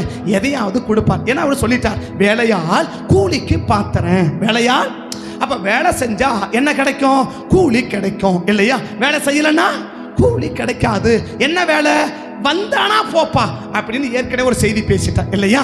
வந்தாவது வந்து போனவனுக்கு ஒரு பணம் கொடுத்துட்டார் இல்லையா? அப்ப வந்து போன கூட என்ன கிடைக்கும்? பக்கத்தை கேளுங்க. வந்து போனாலே கூலி கிடைக்குது, நான் அது கூட செய்ய மாட்டேன்னா எப்படி கூலி கிடைக்கும்? அங்க பார்த்து சொல்லு சாமி, அப்படி பார்த்து சொல்லு, அப்படி பார்த்து சொல்லு. என்னன்னு? வந்து போனாலே கூலி கிடைக்குதான், நீ அது கூட வரமாட்டேன்னா எப்படி கூலி கிடைக்கும்? அப்ப ஏன் கூலி கிடைக்கல? நீ வரல, நான் கொடுக்கல. நீ வரல, நான் கொடுக்கல. நீ வரல, நான் கொடுக்கல. அப்ப வந்திருந்தா கொடுத்துட்டு பாரு இல்லையா? அப்ப அதான் செய்யறாரு ஆபிரகாம். அவர் கொடுக்கிற உனக்கு ஏதாவது கேட்கறேன்னா பார்த்த இல்லையா? ஏன்னா ரட்சிக்கப்படாதல அவளை கொடுத்தனா, நீ ரட்சிக்கப்பட்டவன், நீ அழைக்கப்பட்டவன், நீ தெரிந்து கொள்ளப்பட்டவன். ஏன் எனக்கு அப்பான்னு சொல்லக்கூடிய அளவுக்கு உனக்கு ஒரு உயர்ந்த மதிப்பை நான் கொடுத்து வச்சிருக்கிறேன். உன்னை ஆஸ்வதிக்காத விடுவனா இப்ப எப்படி உன்னை ஆஸ்வதிக்கிறேன் பாரு அப்படின்னு சொல்லிதான் 17ஆம் அதிகாரத்துல ஆபிரகாம தேவன் ஆஸ்வதிக்கிறார் இல்லையா? இந்த வருத்தம் யாருக்கு வந்த பிறகு? அப்ப அந்த வருத்தம் வரலன்னா வராது இல்லையா? அப்ப வருத்தம் வந்தா ஆசீர்வாதம் வரும் இல்லையா? பக்கத்தை கைப்பிடி சொல்லுங்க, வருத்தம் வந்துச்சுன்னா ஆசீர்வாதம் வரும். எதை பத்தி வருத்தம்? அவங்களுக்கு கிடைச்சிச்சு, எனக்கு ஏன் கிடைக்கல, பொறாமை இல்லை, நான் என்ன செய்யணும் ஆண்டவரே, நான் இன்னும் என்ன பண்ணணும், நான் என்ன பண்ணாம விட்டேன் அப்படின்னு வருத்தப்பட்டா நிச்சயமா அவங்களுக்கு கொடுத்ததை விட உனக்கும் எனக்கும் அதிகமாக கொடுப்பதற்கு கர்த்தர் ஆயத்தமாக இருக்கிறார். ஆமே. இன்னும் உம்மை அறியணுமே, இன்னும் உம்மை அறியணுமே, இன்னும் கிட்டி சேரணுமே, இன்னும் கிட்டி சேரணுமே. ஆமே. அப்ப தேவன் அதிகமாக அதிகமாக என்ன இருக்கும்? ஆசீர்வாதங்கள் அதிகரிச்சுட்டே இருக்கும். இதுக்கு ஆதாரமா எடுத்துக்கொண்ட 3 வசனத்தை வாசிக்கலாம். ஆதியாகமம் 17ஆம் அதிகாரம் 2வது வசனத்தையும், ஆதியாகமம் 17:2, ஆதியாகமம் 17:2. நான் உனக்கு, ஆபிரகாம் பார்த்து ஆண்டவர் சொல்றார், நான் உனக்கு எனக்கு நடுவாக என் உடன்படிக்கை ஏற்படுத்தி உன்னை மிகவும் திரளாய் பெருக பண்ணுவேன் அப்படின்னு இப்ப யாருக்கு சொல்லிட்டாரு? ஆபிரகாமுக்கு சொல்லிட்டார். 15வது வசனத்தையும் 16வது வசனத்தையும் பார்த்தீங்கன்னா, பின்னும் தேவன், அப்போ இவ்வளவு தூரம் ஆபிரகாம் ஒரு நீண்ட ஆசீர்வாதத்தை கொடுத்துட்டு வரார். இந்த 2க்கு பிறகு ஒரு நீண்ட ஆசீர்வாதத்தை கொடுத்துட்டு வரார். இதெல்லாம் முடிச்சிட்டு அதோட நிறுத்தல. பின்னும் தேவன் ஆபிரகாமை நோக்கி, உன் மனைவியை சாராயை அழைக்கப்படாது இருப்பாயாக இருக்கும், நான் அவளை. அப்ப முதல்ல 16ஆம் அதிகாரத்துல ஒரே ஒண்ணு இஸ்மவேல மட்டும்தான் இல்லையா? எனக்கு மேல இஸ்மவேல் நல்லா பிழைச்சிருப்பான், அவன் பெரிய ஜாதியாக்கும், அதோட முடிச்சுட்டார் இல்லையா? ஆனா இப்போ ஆபிரகாம முதல்ல ஆஸ்வதிச்சிட்டார். யாரு? ஆபிரகாம. எவ்வளவு ஆசீர்வாதம்? 14 வசனத்தை வந்து ஆஸ்வதிக்கிறார். எத்தனை வசனத்துல? 1ல ஆரம்பிச்சு 14வது வசனம் வரைக்கும் யார் ஆஸ்வதிக்கிறாரு? ஆபிரகாமை ஆஸ்வதிக்கிறார் இல்லையா? 2ல ஆரம்பிச்சு 15ல ஆரம்பிச்சு 16 வரைக்கும் யார் ஆஸ்வதிக்கிறாரு? சாராளை ஆஸ்வதிக்கிறார் இல்லையா? அப்ப ஆபிரகாம் தான் ஆஸ்வதிச்சார போதாதா அப்படின்னா, ஆபிரகாம் அவளுக்கு கொடுத்ததை விட உனக்கு எப்படி கொடுக்க விரும்புற? அதிகமாக கொடுக்க விரும்புற. ஏன்னா நீ அழைக்கப்பட்டவன், நீ தெரிந்து கொள்ளப்பட்டவன், நீ முன்குறிக்கப்பட்டவன், என் சத்தத்துக்கு கீழ்ப்படைஞ்சவன். இப்படியெல்லாம் இருக்கிற உன்னை ஆசீர்வதிக்காம விடுவனா? உன்னை ஆசீர்வதிச்சு தான் தீருவேன். எப்படி ஆசீர்வதிப்பேன்? அவனுக்கு கொடுத்ததை விட உனக்கு அதிகமா என்ன செய்வேன்? நான் கொடுப்பேன் அப்படின்னு சொல்லிட்டு இப்ப ரெண்டாவது யார் ஆசீர்வதிக்கிறாரு? அவன் மனைவி சாராள் ஆஸ்வதிக்கிறார் இல்லையா? மூணாவது 21வது வசனத்தை வாசிச்சீங்கன்னா, மூணாவது 21வது வசனத்தை வாசிச்சீங்கன்னா, வருகிற வருஷத்தில் குறித்த காலத்திலே சாராள் உமக்கு பெறப்போகிற ஈசாக்கோடு நான் என் உடன்படிக்கையை ஏற்படுத்துவேன் என்றார். அப்படின்னா இப்ப யாரை ஆஸ்வதிக்கிறார்? இப்போ ஈசாக்கையும் தேவன் ஆஸ்வதிக்கிறார் இல்லையா? ஆபிரகாம் ஆஸ்வதிச்சாரு, சாராள் ஆஸ்வதிச்சாரு, ஈசாக்கையும் ஆஸ்வதிக்கிறார் இல்லையா? அப்போ அவங்களுக்கு கொடுத்தது எவ்வளவு? ஒரே ஒரு ஆசீர்வாதம் இல்லையா? ஆனா இவங்களுக்கு கொடுக்கிறது 3 பேரையும் தேவன் ஆசீர்வதிக்கிறார் இல்லையா? இருக்கிற 2 பேரையும் ஆஸ்வதிக்கிறாரு, இல்லாத ஒருத்தனையும் சேர்த்து ஆஸ்வதிக்கிறார். ஆமாவா? அங்கயாவது இருக்கிறவனை தான் ஆஸ்வதிச்சாரு, இங்க இருக்கிற 2 பேரையும் ஆஸ்வதிச்சாரு, இல்லாத ஒருத்தரையும் ஆஸ்வதிக்கிறார் இல்லையா? அந்த அவர் தான் யாரு? ஈசாக்கு. அங்க இஸ்மவேல் கன்சீவா இருக்கிறார் இல்லையா? அம்மா வயித்துல இருக்கிறார், அதனால இஸ்மவேலை ஆஸ்வதிச்சார். ஆனா ஈசாக்குக்கு சாராள் வயித்துல யாரு இல்ல, ஈசாக்கு இல்ல. அப்ப இல்லாத ஒருத்தரை கூட தேவன் என்ன செய்ய முடியுது? அப்ப ஆபிரகாம் சொல்லுவார், ஆபிரகாம் அவளுக்கு இருக்கிறவனை தான் ஆசீர்வதிச்சேன், ஆனா உனக்கு இல்லாத ஒருவனை என்ன செய்ய முடியும்? என்னால ஆசீர்வதிக்க முடியும். அவன் பிறக்கும் போதே ஆசீர்வாதத்தோட தான் பிறக்குவான். ஆமென். அவன் பிறக்கும் போது எப்படிதான் பிறக்குவான்? ஆசீர்வாதத்தோடு தான் பிறக்குவான். இன்னும் சொல்ல போனா உன் மனைவி கன்சீவ் ஆகும் போதே அவன் ஆசீர்வதிக்கப்பட்டவனாக தான் இருப்பான். யாரு? ஈசாக்கு இல்லையா? இப்ப இஸ்மவேலு ஏதோ கன்சீவ் ஆயிட்ட, கொஞ்சம் பிரச்சனை வந்துடுச்சு, அதனால அவளை கொஞ்சம் சமாதானப்படுத்துறதுக்காக என்ன செஞ்சிருக்கிறேன்? கொஞ்சம் ஆசை வச்சு அனுப்பியிருக்கிறேன், அவ்வளவுதான். நீ ஒன்னும் டென்ஷன் ஆயிக்காத. ஆனா உனக்கு இன்னும் பிள்ளை, அந்த பிள்ளை உருவான பிறகுதான் ஆசீர்வதிச்சேன். ஆனா உன் பிள்ளை உருவாகிறதுக்கு முன்னாடியே ஆசீர்வாதத்தை பெற்றுதான் உன் பிள்ளை என்ன செய்ய போறான்? ஆசீர்வதிக்கப்பட்டவனா உருவாகவே போறான். அவன் ஆசீர்வதிக்கப்பட்டவனாக உருவாகவே போறான். இவன் உருவான பிறகு ஆசீர்வதிச்ச உன் பிள்ளைய உருவாகும் போதே ஆசீர்வதிச்சு தான் உருவாக்குவேன். ஆமென், ஆமென். இப்போதான் ஆபிரகாமுக்கு பயங்கர சந்தோஷம் இல்லையா? எப்போ? அப்பா வெரி குட், பரவாயில்ல, கர்த்தர் என்ன செய்யல, கைவிடல, நம்ம பட்ட பிரயாசம் வீணா போகல, நம்ம ஜெபிச்ச ஜெபம் வீணா போகல, நம்ம பண்ண உபவாசம் வீணா போகல, நம்ம கொடுத்த காணிக்க வீணா போகல, நம்ம ஜெபிச்ச ஜெபமெல்லாம் வீணா போகல, நம்ம செஞ்ச ஊழியமெல்லாம் வீணா போகல. பரவாயில்லப்பா, கர்த்தர் என்ன செய்யறாரு? அவனுக்கு கொடுத்ததை விட நமக்கு அதிகமாக கொடுக்கிறார் அப்படின்னு ரொம்ப சந்தோஷப்பட்டு நிற்கும் போது உடனே ஆண்டவர் சொல்றார், ஆபிரகாம் இப்படியெல்லாம் கொடுக்கணும்னு எனக்கு ஆசை இருக்குது, ஆனா உங்ககிட்ட சில விஷயத்தை நான் எதிர்பார்க்கிறேன். உங்ககிட்ட சில விஷயத்தை எதிர்பார்க்கிறேன். ஒரு 3 காரியத்தை உங்ககிட்ட என்ன செய்யறேன்? எதிர்பார்க்கிறேன். அதை மட்டும் நீ செஞ்சிட்டேன்னா இது 3ஐயும் உனக்கு கொடுக்கறதுக்கு எனக்கு தயக்கமும் இல்லை, எனக்கு தடயம் இல்லை. உடனே உனக்கு கொடுத்து ஆசீர்வதிச்சிடும் ஆபிரகாம் அப்படின்னு சொல்லும்போது இப்போதான் ஆபிரகாமுக்கு நம்மள மாதிரியே கண்ணு செவக்குது. ஆபிரகாம் என்ன செய்யுது? நம்மளை மாதிரி என்னவான்னு தெரியலையே, அது என்னதான் தெரியலையே, அது முடியுமா முடியாதான்னு தெரியலையே, எதனா முடியாததான் சொல்லிட்டு போறாரு போலுக்கு.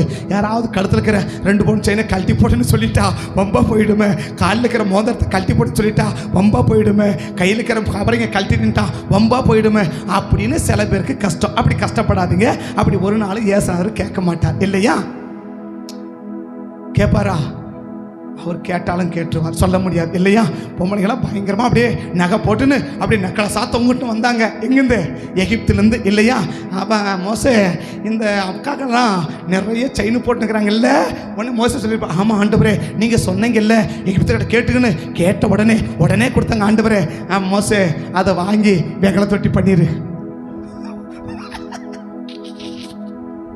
புரியல இல்லை, இது புரிஞ்சா கூட புரியாத மாதிரி இருந்தா சங்கட்ட முடியாது இல்லையா?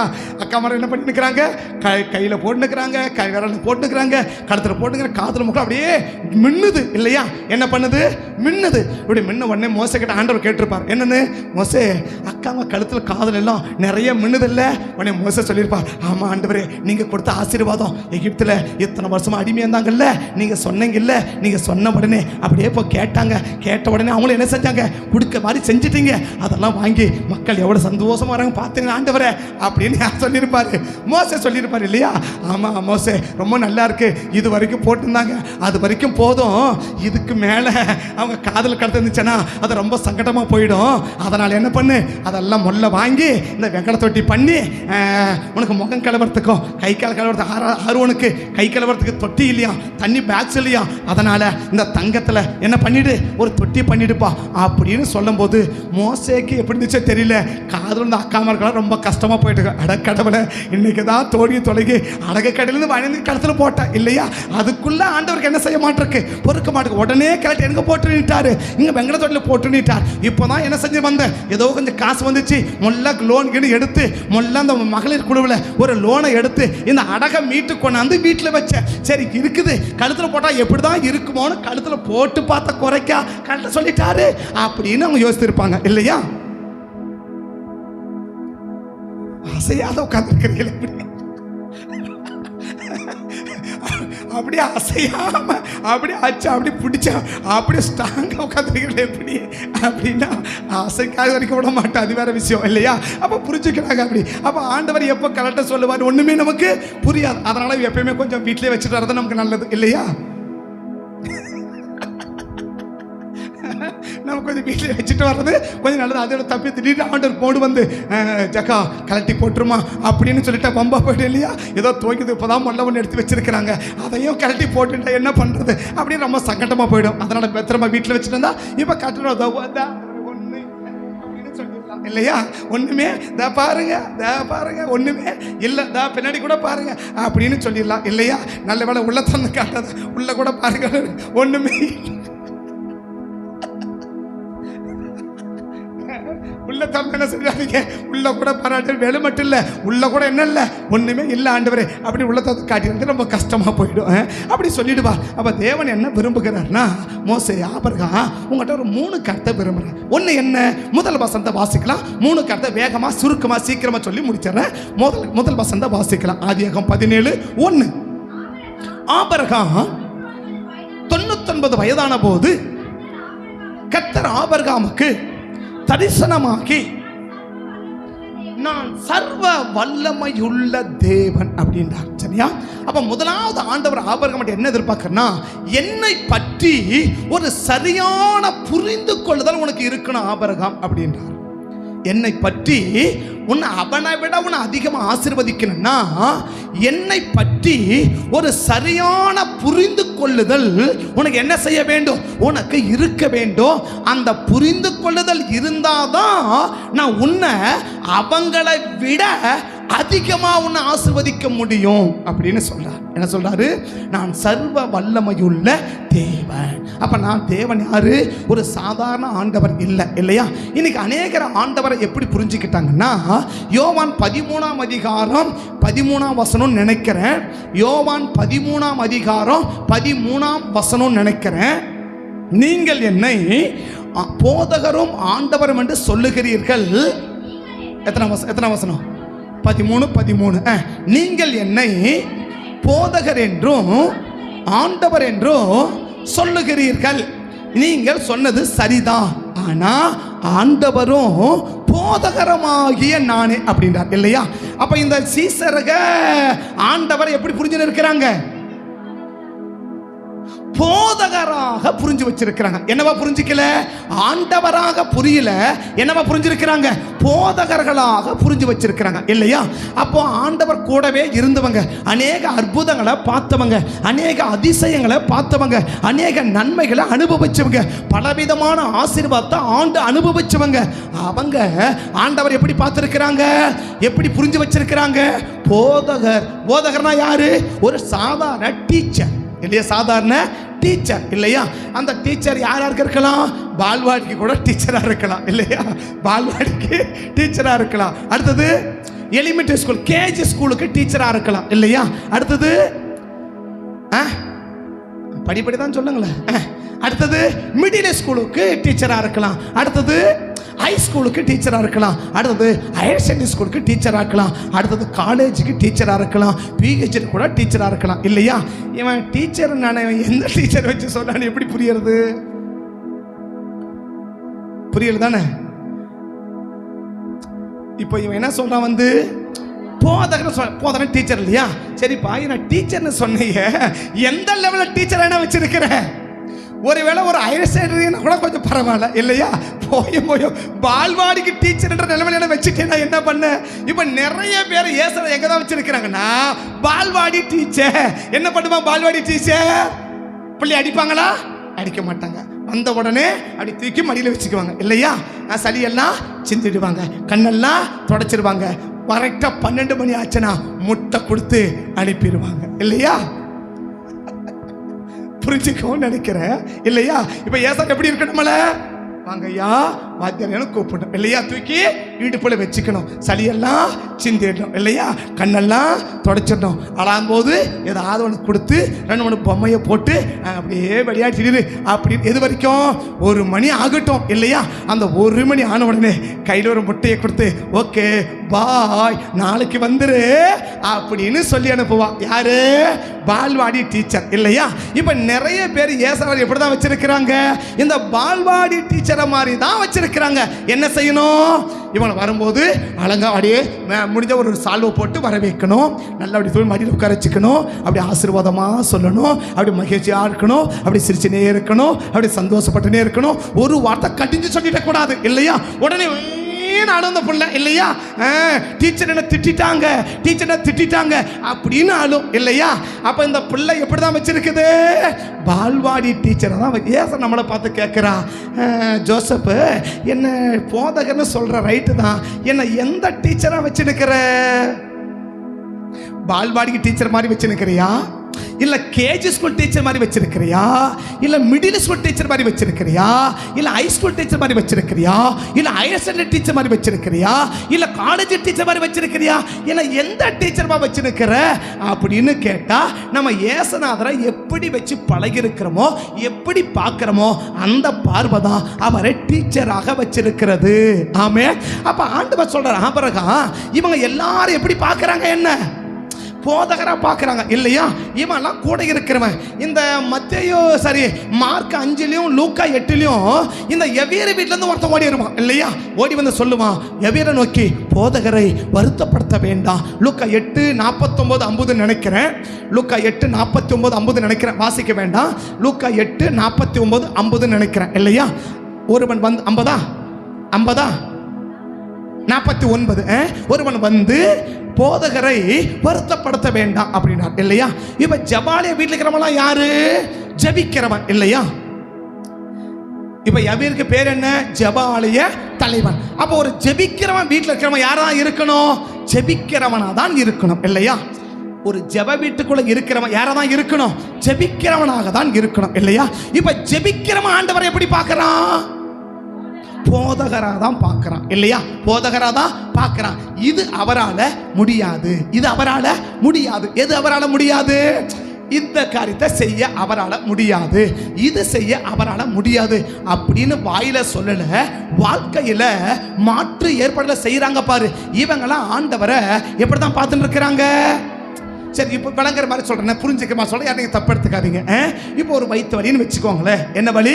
ஒரு வயிற்று வலி. உடனே முட்டி போட்டு, ஆண்டவரே நீங்க தான் சுகமாக்க முடியும், உம்மால முடியாதது ஒண்ணுமே கிடையாது, 38 வருஷமா வியாதியை சுகமாக்கணும் இல்லை, அதை ஆக்க முடியும்னா என்னையும் சுகமாக்க உம்மால முடியும் அப்படின்ற நம்பிக்கையோட ஏசா போட்டு நேர் முட்டி போட்டு ஏசா கிட்ட போராடி சோமன்னா இவங்க எது மேல விசுவாசமா இருக்கிறாங்க? ஆண்டவருக்கு மேல விசுவாசம் இருக்கு இல்லையா? எப்ப அந்த வயிற்று வலி வரும், எப்ப ஹாஸ்பிட்டலுக்கு போகலாம், எப்ப ஊசி போடலாம், எப்ப மாத்திரை வாங்கலாம், எப்ப பத்தியம் இருக்கலாம் அப்படின்னு நினைச்சா இவங்க எது மேல விசுவாசமா இல்லை? அப்படின்னு யாரை தான் பார்க்குறாங்க? இயேசுநாதரால் இது என்ன செய்ய முடியாது, இது அவரால் முடியாது, வேற யாரால முடியும்? இதுக்கு எம்பிபிஎஸ் படிச்சிருந்தா தான் அவங்க முடியும். ஏசுநாதர் எம்பிபிஎஸ் படிச்சிருந்தாரு இல்லையா? ஏபிஎஸ் நான் படிச்ச வரைக்கும் ஏசுநாதர் எம்பிபிஎஸ் படிக்கல இல்லையா? இல்லை நீங்கள் படித்த பைபிள் ஏசுநாதர் எம்பிபிஎஸ் படிச்சிருக்கிறாரா? இல்லை. சரி, எம்எஸ் தான் படிச்சிருக்கிறாரா சர்ஜரி பண்ணுறதுக்கு? இல்லை. சரி, எம்டி தான் படிச்சிருக்கிறாரா மெடிசன் கொடுக்கறதுக்கு? அதுவும் இல்லை. இயேசுநாதர் எம்பிபிஎஸும் இல்லை, சாதாரண டிப்ளமோ நர்ஸை கூட படிக்கல. யாரு? இயேசுநாதர். இவர் போய் என் வியாதியை சுகமாக்குவாரா? புரியல. இவர் போய் என் வியாதியை சுகமாக்குவாரா? யாரு? இயேசுநாதர். அட்லீஸ்ட் ஒரு டிப்ளமோ நர்சிங் படிச்சிருந்தா கூட என்ன நம்பலாம்? சரி, இந்த இயேசுநாதருக்கு ஹாஸ்பிட்டலில் கொஞ்ச நாள் ஒர்க் பண்ண ட்ரைனிங் இருக்குது, கொஞ்சம் அனுபவம் இருக்குது, அதனால இந்த தலைவலிக்கு ஒரு மாத்திரை கொடுத்தா சரியா போயிடும், ஒரு நல்ல டாக்டர் கிட்ட வேலை செஞ்சிருக்கிறா அப்படின்னு தோணும் இல்லையா? இந்த இயேசுநாதர் என்ன படிக்கல? ஒரு டிப்ளமோ கூட படிக்கல இல்லையா? ஒரு நர்சிங் கூட படிக்கல, ஒரு ஹாஸ்பிட்டலில் கூட ஒர்க் பண்ணல. அவர் எடுத்ததெல்லாம் கத்தி. எந்த கத்தி? செதுக்கிற கத்தி. சரியா? அறுக்கிற கத்தில செதுக்கிற கத்தி இல்லையா? மரத்தை செதுக்கிற கத்தி தான் அவர் வச்சிருந்தாரு. இவர் போய் சுகமாக்குவாரா? இவர் போய் என் பிரச்சனையை மாத்துவாரா? இவர் போய் என் போராட்டத்தை மாத்துவாரா? இவர் போய் என் பலவீனத்தை மாத்துவாரா? இவர் போய் என் வலியை மாத்துவாரா? அப்படின்னு சொல்லி இப்ப யாருக்கு மேல நம்பிக்கை இல்லாம போயிடுச்சு. இப்ப இயேசுவை இவங்க எப்படிதான் பாக்குறாங்க? வாயில பார்க்கல, வாழ்க்கையில இயேசுநாதரை ஒரு போதகராகவும் ஒரு சராசரி மனுஷனாக தான் இவங்க பார்க்கறாங்களே ஒழிய இந்த பிரச்சனை அவரால் தான் மாற்ற முடியும், இதுக்கு வேற வழியே கிடையாது. வாங்க 4 பேரும், குடும்பத்தில் 3 பேரும் வாங்க, 4 பேரும் வாங்க, போடுங்க உபவாசம், பண்ணுங்க ஜெபம், போடுங்க முட்டி அப்படின்னு கூப்பிட்டு இருந்தா இவங்க யாரை விசுவாசிக்கிறாங்க? இயேசுநாதரை ஆண்டவரா விசுவாசிக்கிறாங்க இல்லையா? அப்ப நிறைய பேர் ஜெபம் பண்றவங்க கூட இயேசுநாதரை எப்படி பார்க்க முடியல? ஆண்டவரா பார்க்க முடியல இல்லையா? வேக வேகமா ஓடி வரான், வேத்து வேக்க ஓடி வரான், அப்படியே மூச்சு வாங்கி ஓடி சொல்றான், ஐயா வீரு போதகரை வருத்தப்படுத்தாத, வந்துரு அப்படின்னு கூப்பிடுறான் இல்லையா? இவன் யாரு? ஜெபிக்கிறவன். அவங்க யாரு? கூடவே இருந்து ஊழியம் பண்ணவங்க இல்லையா? அப்ப ஊழியம் பண்றவனும் அப்படிதான் இருக்கிறான், ஜெபிக்கிறவனும் அப்படிதான் இருக்கிறான். ஊழியம் பண்றவனும் ஜெபிக்கிறவனே இப்படி இருந்தா சாதாரண மக்கள் எப்படி இருப்பான்? புரியல இல்லையா? 12 பேர் யாரு? இயேசுவோட ஊழியம் செய்யறவங்க இல்லையா? ஊழியம் செய்யற ஆளே இப்படி இருந்தா ஊழியம் செய்யாதவன் எப்படி இருப்பான்? சரி, ஜெபம் பண்றவன் இல்லையா? ஜெபாலி. அப்பனா எந்த நேரமும் ஜெபம், எப்ப பாரு ஜெபம் ஜெபம் ஜெபம் ஜெபம் ஜெபம். அப்படி ஜெபம் பண்றவனே இப்படி இருந்தா ஜெபமே பண்ணாதவன் எப்படி இருப்பான்? அதனால ஆபிரகாம் எல்லாரும் எனக்கு கொஞ்சம் எப்படி பார்க்குறாங்க? வித்தியாசமா பார்க்குறாங்கப்பா. அதே மாதிரி நீ என்ன பண்ணிடாத, உன் பொண்டாட்டி மாதிரியே என்ன பாத்துறாதப்பா அப்படின்னு கேட்கிறார் இல்லையா? ஆபிரகாமுக்கு சொல்றேன் இல்லையா? ஆபிரகாம் என்ன சொன்னாரு? உன் பொண்டாட்டி பார்க்கறா பாரு, அதே மாதிரி என்ன பண்ணாத, நீ பாத்துறாதப்பா அப்படின்னா. பொண்டாட்டி என்ன பார்த்தா? அது எனக்கு கொடுக்க மாட்டாரு, அவளுக்கு தான் கொடுப்பாரு, அவளுக்கு தான் கொடுப்பாரு, எனக்கு கொடுக்க மாட்டாரு, அவனுக்கு தான் கொடுப்பாரு. அவன் தான் அவனுக்கு ரொம்ப பிரியம், அவன் தான் ரொம்ப ஃப்ரெண்டு, அதனால அவளுக்கு தான் கொடுப்பாரு, அவனுக்கு தான் கொடுப்பாரு. என்னெல்லாம் எங்களெல்லாம் கண்ணே தெரியாது அவங்களுக்கு அப்படின்னு சொல்றான். யாரு? அக்கா சாராள் இல்லையா? சாராள் அக்கா சொல்றங்க. என்ன சொல்ற அக்கா? அது எனக்கெல்லாம் கொடுக்க மாட்டான், நான் அவர் கண்ணுக்கே தெரியாது, ஏன்னாக்கா நாங்களாம் அப்படி ஒரு பெருசா இல்லை. அதை பாரு, அவன் தான் கண்ணுக்கு தெரியும், அவன் தான் கண்ணுக்கு தெரியும், அவங்களுக்கு தான் கொடுப்பாங்க, அவங்க கூட தான் பேசுவாங்க, அவங்க கூட தான் போவாங்க, எங்க கூடலாம் வருவாங்களா, நாங்களாம் அவங்களுக்கு கண்ணுக்கே தெரிய மாட்டோம் அப்படின்னு சொல்லி அக்கா பேசுறான் இல்லையா? புரியலையா? இல்லை புரியாத மாதிரி உட்காந்துக்கிறீங்களா? நீ 2 நேரம் ஒரே மாதிரி கேட்டால் எனக்கு ஒரு கன்ஃபியூஸ் ஆகிடுது. ஒரே நம்ம புரியாத மாதிரி பேசுகிறோமா இல்லை இன்னும் கொஞ்சம் விளக்கி பேசணுமா அப்படின்னு ஒரு டவுட் ஆகுது. இன்னும் விளக்கி பேசட்டுமா? இல்லைங்க, பின்னாடி ரொம்ப சைலண்டாக உட்காந்துக்கிறீங்களே, இப்போ பேசுறது புரியாமல் உட்காந்துக்கிறீங்களா இல்லை புரிஞ்சு நம்மளை பேசுகிற மாதிரி இருக்குதுன்னு உட்காந்துக்கிறீங்களா? ஏன்னா பேசுறது உன்னை குத்தலைன்னா நான் சரியில்லை, பேசுறது உன்னை குத்துச்சுன்னா நீ சரியில்லை. இப்போ நான் பேசுறது உன்னை குத்துற மாதிரி பேசலன்னா நான் சரியில்லை, நான் சரியில்லை. நான் பேசுறது உன்னை குத்துச்சுன்னா நீ சரியில்லை இல்லையா? அதனால அப்படியே நான் சைலண்டா உட்காந்து அப்படி ஒன்றும் இல்லை தானே? இல்லை எப்படி எடுத்துக்க புரிய மாட்டிருக்கு. இல்லை புரியாத மாதிரி பேசுகிறாங்களா சாமி? எப்படி புரியுதான ஜனங்களுக்கு புரியுமா? சரி, எப்போ முடிப்பண்றா, கொஞ்சம் முடிச்சிடறேன், கவலைப்படாத, சீக்கிரம் முடிச்சிடறேன், உன் நிலைமை புரிஞ்சு சீக்கிரம் முடிச்சிடறேன் அப்படின்னு சொல்கிறாரு. இப்போ ஆபிரகாம் என்ன சொல்கிறாருன்னா, இப்படி எல்லாரும் ஒரு விதமாக பார்க்குறாங்க. ஒருத்தன் பார்த்தா எனக்கு சாதாரண ஒரு நோயை கூட குணமாக்க முடியாதுன்னு பார்க்குறான், ஒரு பிள்ளையை எழுப்ப முடியாதுன்னு கூட பார்க்குறான். இப்படி எல்லாரும் பார்க்குறாங்க. அந்த மாதிரி ஆபிரகாம் நீ என்ன செஞ்சிடாத, என்னை பார்த்துறாத, என்னை பற்றி ஒரு சரியான புரிந்து கொள்ளுதல் உனக்கு வேணும். என்ன வேணும்? நான் சர்வ வல்லமை உள்ளவர், என்னால் செய்ய முடியாதது எதுவுமே இல்லைன்னு நீ என்ன செய்யணும்? புரிஞ்சுக்கணும். இதை விளக்கிறதுக்கு ஒரு பெரிய சம்பவத்தை பேசணும், ஆனால் நேரம் இல்லை. சரியா?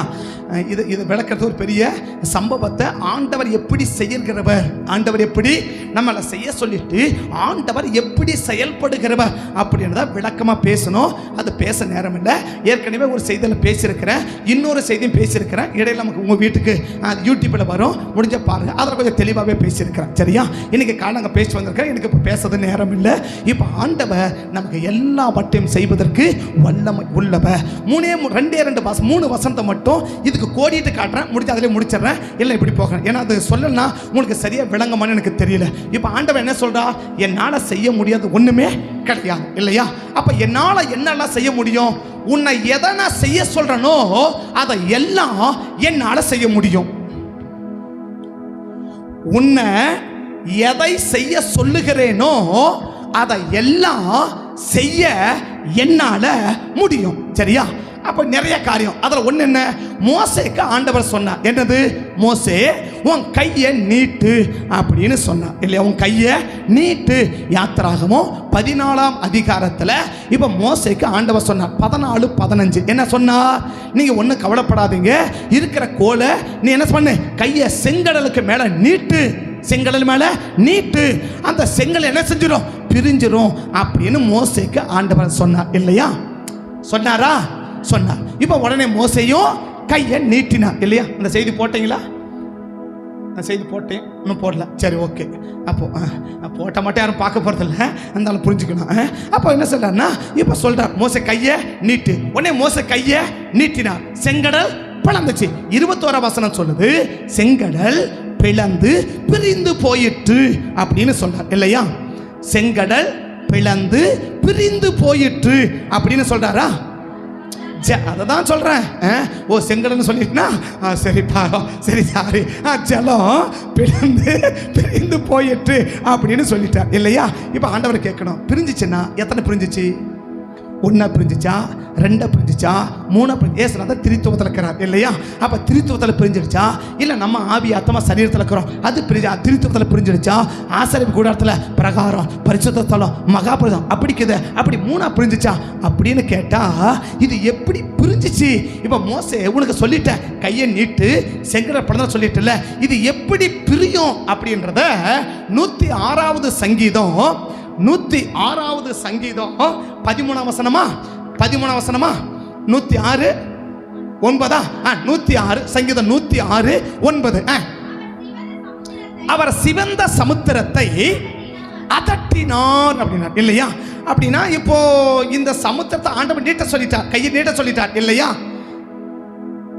கொஞ்சம் ப்ளீஸ் கொஞ்சம் கவனம் புரிஞ்சுக்க, டைம் இல்லை எனக்கு, சீக்கிரமாக முடிக்கிறேன். கொஞ்சம் உன்னிப்பாக கவனிங்க, முக்கியமான விஷயம், கொஞ்சம் உன்னிப்பாக கவனிங்க. இப்போ செங்கடல் பிளந்துடுச்சு. எப்படி பிளந்துச்சு? மோசே கையை நீட்டார பிளந்துடுச்சு இல்லையா? ஆனால் ஆண்டவர் மோசே செய்ய சொல்லிட்டார்ல. இப்போ ஆண்டவர் என்ன செய்ய முடியும்? உன்னை என்ன நான் செய்ய சொல்றேனோ அதை செய்ய என்னால் முடியும் இல்லையா? அதை தான் தேவன் நம்ம புரிஞ்சுக்கணும். அதை ஒன்று தான் நம்ம புரிஞ்சுக்கணும், இன்னும் 2 முடியாது. இதை ஒன்று மட்டும் சொல்லிடுறேன், புரிஞ்சுக்கோங்க இல்லையா? அப்போ ஆண்டவர் நம்மளை எதை செய்ய சொல்கிறாரோ அதை அவர் செய்ய அவரால் முடியும், அது அவரால் முடியும். இப்போ மோசேக்கு என்ன சொன்னார்? கையை நீட்டு, செங்கடலை பிளந்து விடு, ஜனங்க போட்டும் அப்படின்னு சொல்லிட்டார் இல்லையா? 21ஆவது வசனத்தில் ஜலம் பிளந்து பிரிஞ்சிடுச்சு அப்படின்றார் இல்லையா? இந்த ஜலம் எப்படி முதல்ல பிரிஞ்சிச்சுன்னா, எப்படி பிளந்துச்சுன்னா, ஆண்டவர் அந்த சிவந்த சமுத்திரத்தை பார்த்து அதட்டினாராம். சிவந்த சமுத்திரத்தை பார்த்து ஆண்டவர் என்ன செஞ்சாராம்? அதட்டினாராம் இல்லையா? இப்போ நம்ம கூட அதட்டுனா சில பேர் பயப்படுவாங்க இல்லையா? சில பேர் வேலையை பார்த்துன்னு அப்படின்ட்டு போயிடுவாங்க இல்லையா? இப்போ வீட்டுக்காரர் அதட்டான்னு வச்சுக்கோங்களேன், ஏன்னு போ அப்படின்ட்டு போயிடுவாங்க இல்லையா? இல்லை வீட்டுக்காரர் அதட்டினா போட உட்கார வேலையை போறா அப்படின்ட்டு போயிடுவாங்க இல்லையா? அது ஒன்றும் அது உரிமையாக சொல்கிறது, நீங்கள் தப்பாலாம் எடுத்துக்காதீங்க. அப்படி உரிமையாக சொல்கிறது என்னென்னு போடா அப்படின்ட்டு உரிமையாக சொல்லிட்டு போயிடுறாங்க. அது நீங்கள் தப்பாலாம் எடுத்துக்காதீங்க. தப்பாக எடுத்தாலும் பிரச்சனை இல்லை, மனமாரினா சந்தோஷம் தான், ஆனால் எடுத்துக்காதீங்க அப்படி பார்க்குறா. இப்போ ஆண்டவர் பார்த்து அதட்டனா, ஒருவேளை இந்த அதட்டுறதுக்கு இந்த செங்கடல் பயந்துன்னு பிரிஞ்சிடுச்சா? இப்போ ஏசுநாதர் செங்கடலை பார்த்து அதட்டுறார் இல்லையா? இப்போ நம்ம என்ன சொல்லலாம்? இப்போ ஒரு நாய் வருது அப்படின்னா ஓடி போயிடுது இல்லையா? ஒரு மாடு வருது அப்படின்னா அதான் போயிடுது இல்லையா? அந்த மாதிரி இந்த ஏசுநாதர் இந்த செங்கடலை பார்த்து என்ன செஞ்சாரு? அப்படின்னு இருக்காரு வச்சுக்கோங்க. என்ன பண்ணியிருக்கிறாரு? அப்படின்னு சொல்லியிருக்க வச்சுக்கோங்க. இது ஆயின உடனே இந்த செங்கடல், ஐயோ ஆண்டவர் அதட்டுறாரு, நம்ம என்ன செஞ்சிடலாம், நம்ம பிரிஞ்சிடலாம் அப்படின்னு பிரிஞ்சிட்டு இருக்குமா அப்படின்னா இல்லை. ஏசாயா தீர்க்கதரிசன புஸ்தகம் 11ஆம் அதிகாரம் எத்தனை வசனமா? 11:15. ஏசாயா 11:15. எகிப்து சமுத்திர முறையை கர்த்தர் முற்றிலும் அழித்து தம்முடைய காற்றி வலுமையினால் அந்த நதியை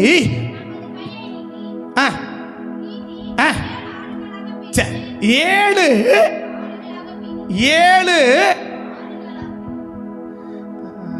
இதெல்லாம் புரியுதாங்க? எதுவோ படிக்கிறாங்க, அவளும் படிக்கிறான், நீங்களும் பார்த்தீங்க, ஆனால் ஒன்றும் விளங்கலை இல்லையா? இப்போ 14:21 சொன்னாரு, ஜலம் பிளந்து பிரிந்தது. எத்தனையா பிரிஞ்சிச்சா? ஏசாயா சொல்றாரு 7 ஆறுகளா பிரிஞ்சிச்சான். எத்தனை பிரிஞ்சிச்சான்? சரி, நீங்கள் இந்த வேலூர் பக்கம் போனீங்கன்னா நீங்களாம் ஏரி பார்த்துருப்பீங்க, ஆறை பார்த்துருக்க மாட்டீங்க. போய் இந்த செய்யற தான் பார்த்துருப்பீங்க. இதெல்லாம் ஆறு கணக்கே கிடையாது, இந்த வேலூரை தாண்டிங்கன்னா பாலாறுன்னு ஒரு ஆறு இருக்கு. என்ன ஆறுங்க அது? அது பால் ஓடின ஆறா இல்லை பாலா போன ஆறான்னு தெரியல. ஆக பார்த்தா பாலாறு. எவ்வளோ இருக்குது? கிட்டத்தட்ட ஒரு கிலோமீட்டர் இருக்குமா? 1 கிலோமீட்டர் நீளத்துக்கு அகலத்தை என்ன செய்யுது? ஒரு நீண்ட ஆறு இல்லையா? ஒருவேளை ஆண்டவர் இந்த பாலாத்தை போல 7 ஆறா இந்த செங்கடலை பிளந்ததுனால தான் ஜனங்க எப்படி போனாங்களா? ஏன்னா 30 லட்சம் மக்கள் நடந்து போகணும் இல்லையா? அப்ப ஜலம் பிளந்து பிரிஞ்சிச்சு. எத்தனையா பிரிஞ்சிச்சு? 7 ஆறுகளா. சாதாரண ஆறா இல்ல, பெரிய பெரிய ஆறுகளா, 7 ஆறுகளா பிரிச்சு விட்டாராம் இல்லையா? இந்த 7 ஆறா எப்படி பிரிஞ்சிச்சு? சங்கீதக்காரன் சொன்னாரு அதட்டனாரு அப்படின்னு இல்லையா? அதட்டனா சமுத்திரத்துக்கு ஒரு பயம் வரணும் இல்ல? என்ன வரணும்? இப்ப இந்த சமுத்திரம் பயத்துல பிரிஞ்சிச்சானா? இல்ல, அவர் அதட்டும் போது அவர் தமது காற்றி வல்லமையினார். என்னவா? காற்றி. இப்ப அதட்டும் போது என்ன வரும்? காத்து வரும் இல்லையா? இப்ப நான் பேசுன என்ன வருது? காத்து வருது. உங்களுக்கு பிரசங்கம் ரொம்ப சாதாரணமா இருக்கும். ஒரு பிரசங்கம் ஒரு பிரசவத்துக்கு சமம். நீங்க எத்தனை குழந்தை பெற்றெடுத்துவீங்க? எங்க வீட்டுக்காரர் 2 பிள்ளை பெற்று இப்படி பிடிச்சுன்னு உட்காடுறான். உங்களை சொல்ல மாட்டேன். இடுப்பை பிடிச்சுன்னு உட்காடுறா. இறங்கும் போது ஒவ்வொரு படியா கால் வைக்கிறான். எனக்கு ஆத்திரமா கொண்டாடுது. வேகமா நடனா போறதானே ஒதுங்கி போன்றான். ஒவ்வொரு படியா எனக்கு 3 படியில காலை வைக்கணும். அப்ப ஒரு படி மேல வச்சு அதே படி இன்னொரு காலை வச்சு அது மேல இன்னொரு கால் வச்சு இப்படி நடந்து போறான் எங்க வீட்டுக்காரர். ஏன்னா உங்களை சொன்னா கோச்சிக்குவீங்க, அவளை சொல்றேன். அப்படி போறான் இல்லையா? எத்தனை குழந்தை?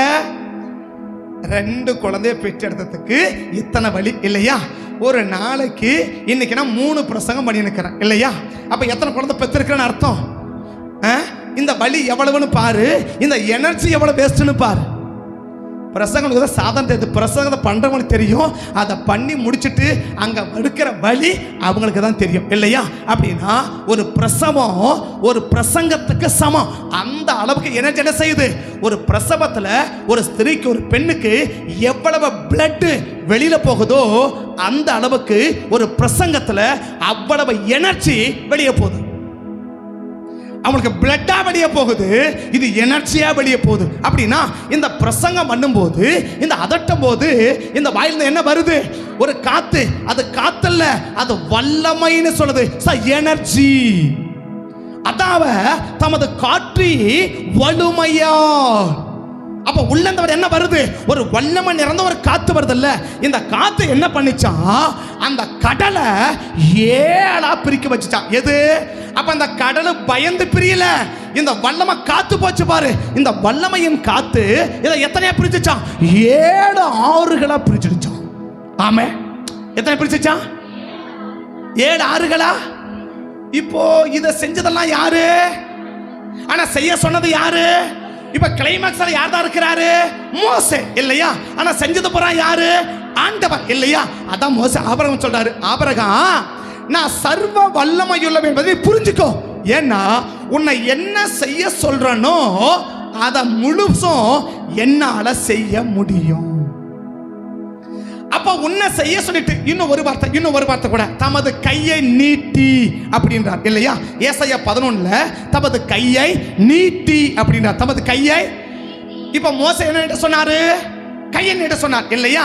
அப்ப ஆண்டவர் ஏற்கனவே கையை நீட்டிட்டு மோசே நீ கையை நீட்டு அப்படின்னு சொல்லி இருக்கிறார் இல்லையா? இதை பற்றி இன்னைக்கு காலையில் கொஞ்சம் விளக்கமாக பேசியிருக்கிறேன், கொஞ்சம் வித்தியாசமாக பேசியிருக்கிறேன். உதவி செய்கிறவர் அப்படின்ற தலைப்பில் உங்களுக்கு வரும். உதவி செய்கிறவர் என்ற தலைப்பில் முடிஞ்ச நாளைக்கு கூட போட சொல்கிறேன், நீங்கள் கொஞ்சம் கேளுங்க. அதை கொஞ்சம் டிஃப்ரெண்ட்டாக பேசியிருக்கேன். எனக்கு இப்போது பேசுறது நேரம் இல்லை, டைம் ஆச்சு. இப்போவே ஓவர் டைம் வச்சு முடிச்சிட போகிறேன் சீக்கிரமாக. அப்போ என்ன செய்ய விரும்புகிறார் அப்படின்னா, அந்த கையை நீட்டிட்டார். இப்ப கையை நீட்டிட்டு இப்ப மோசே என்ன சொல்றார்? மோசே நீ கையை நீட்டு. ஏன்னா இந்த 30 லட்சம் மக்கள் நடந்து போகிற வரைக்கும் இவன் கை என்ன செய்ய முடியாது? நீட்டி நிற்க முடியாது. அப்ப என்ன செஞ்சிட்டாரு? கையை கீழே நீட்டிட்டாரு. ஏன் கைக்கு மேல உன் கை என்ன பண்ணிக்கோ, வச்சுக்கோ. நீ அமைதியா நில்லு, நான் காத்த அதட்டுறேன். இந்த வல்லமையுள்ள காத்து இந்த கதிய 7 ஆற என்ன செஞ்சிடும்? பிரிஞ்சு போக பண்ணிடும். ஆனா கிளைமாக்ஸ்ல நீ மட்டும்தான் இருப்ப. கிளைமாக்ஸ்ல நீ மட்டும்தான் இருப்ப. நான் தான் செய்யறேன். ஆனா நான் செஞ்சதா யாருக்கும் என்ன செய்யவே கூடாது, யாருக்கும் தெரியக்கூடாது. நம்ம நினைக்கிறோம் மோசே கையை நீட்டினா செங்கடல் பிளந்தது, நம்மளும் கையை நீட்டுவோம் செங்கடல் பிளக்கும் அப்படின்னு இல்லையா? அப்படின்னா இப்ப தேவன் ஏன் நீட்ட சொல்றாரு? என்னால செய்ய முடியாதது ஒண்ணுமே இல்லை. எதை வச்சு?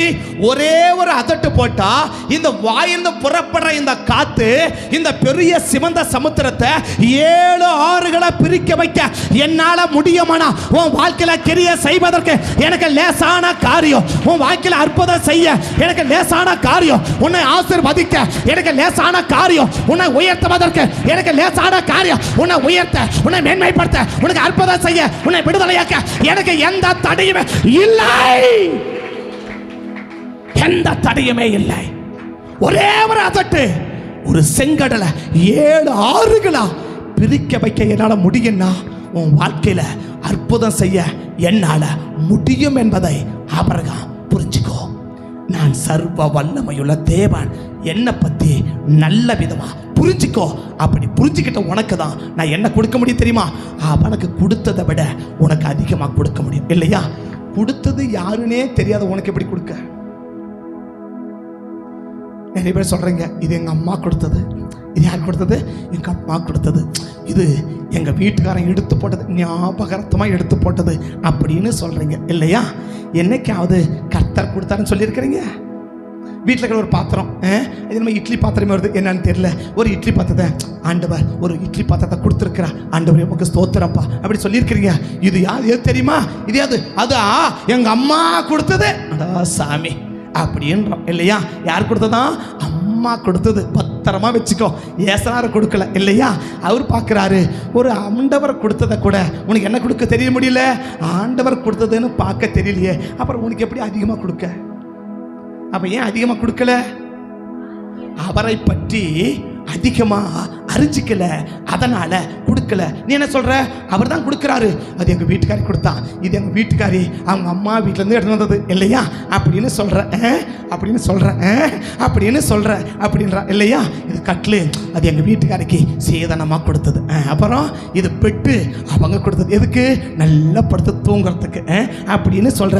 ஒன்னானா ஆண்டவர் கொடுத்தாரு அப்படின்னு சொல்ல முடியுது நம்மளால? என்னைக்கும் கிடையாது இல்லையா? அவர் பார்த்தாரு, பரத்திலிருந்து ஒருவனுக்கு கொடுக்காவிட்டா ஒருவனை பெற்றுக்கொள்ள முடியாது. அப்படிதான் நான் சொல்லி நிற்கிறேன். ஆனால் நீ சொல்ற நான் கொடுத்தா கூட அவங்க கொடுத்தாங்க, அவங்க கொடுத்தாங்க, இவங்க கொடுத்தாங்க, இவங்க கொடுத்தாங்க. ஆனால் அவர் கொடுத்தாரு ஒருத்தர் வாயிலையும் வரவே மாட்டிருக்க. கர்த்தர் கிருபையா கொடுத்தாரு, வரமாட்டிருக்க. ஏசப்பா கொடுத்தாரு, வரமாட்டிருக்க.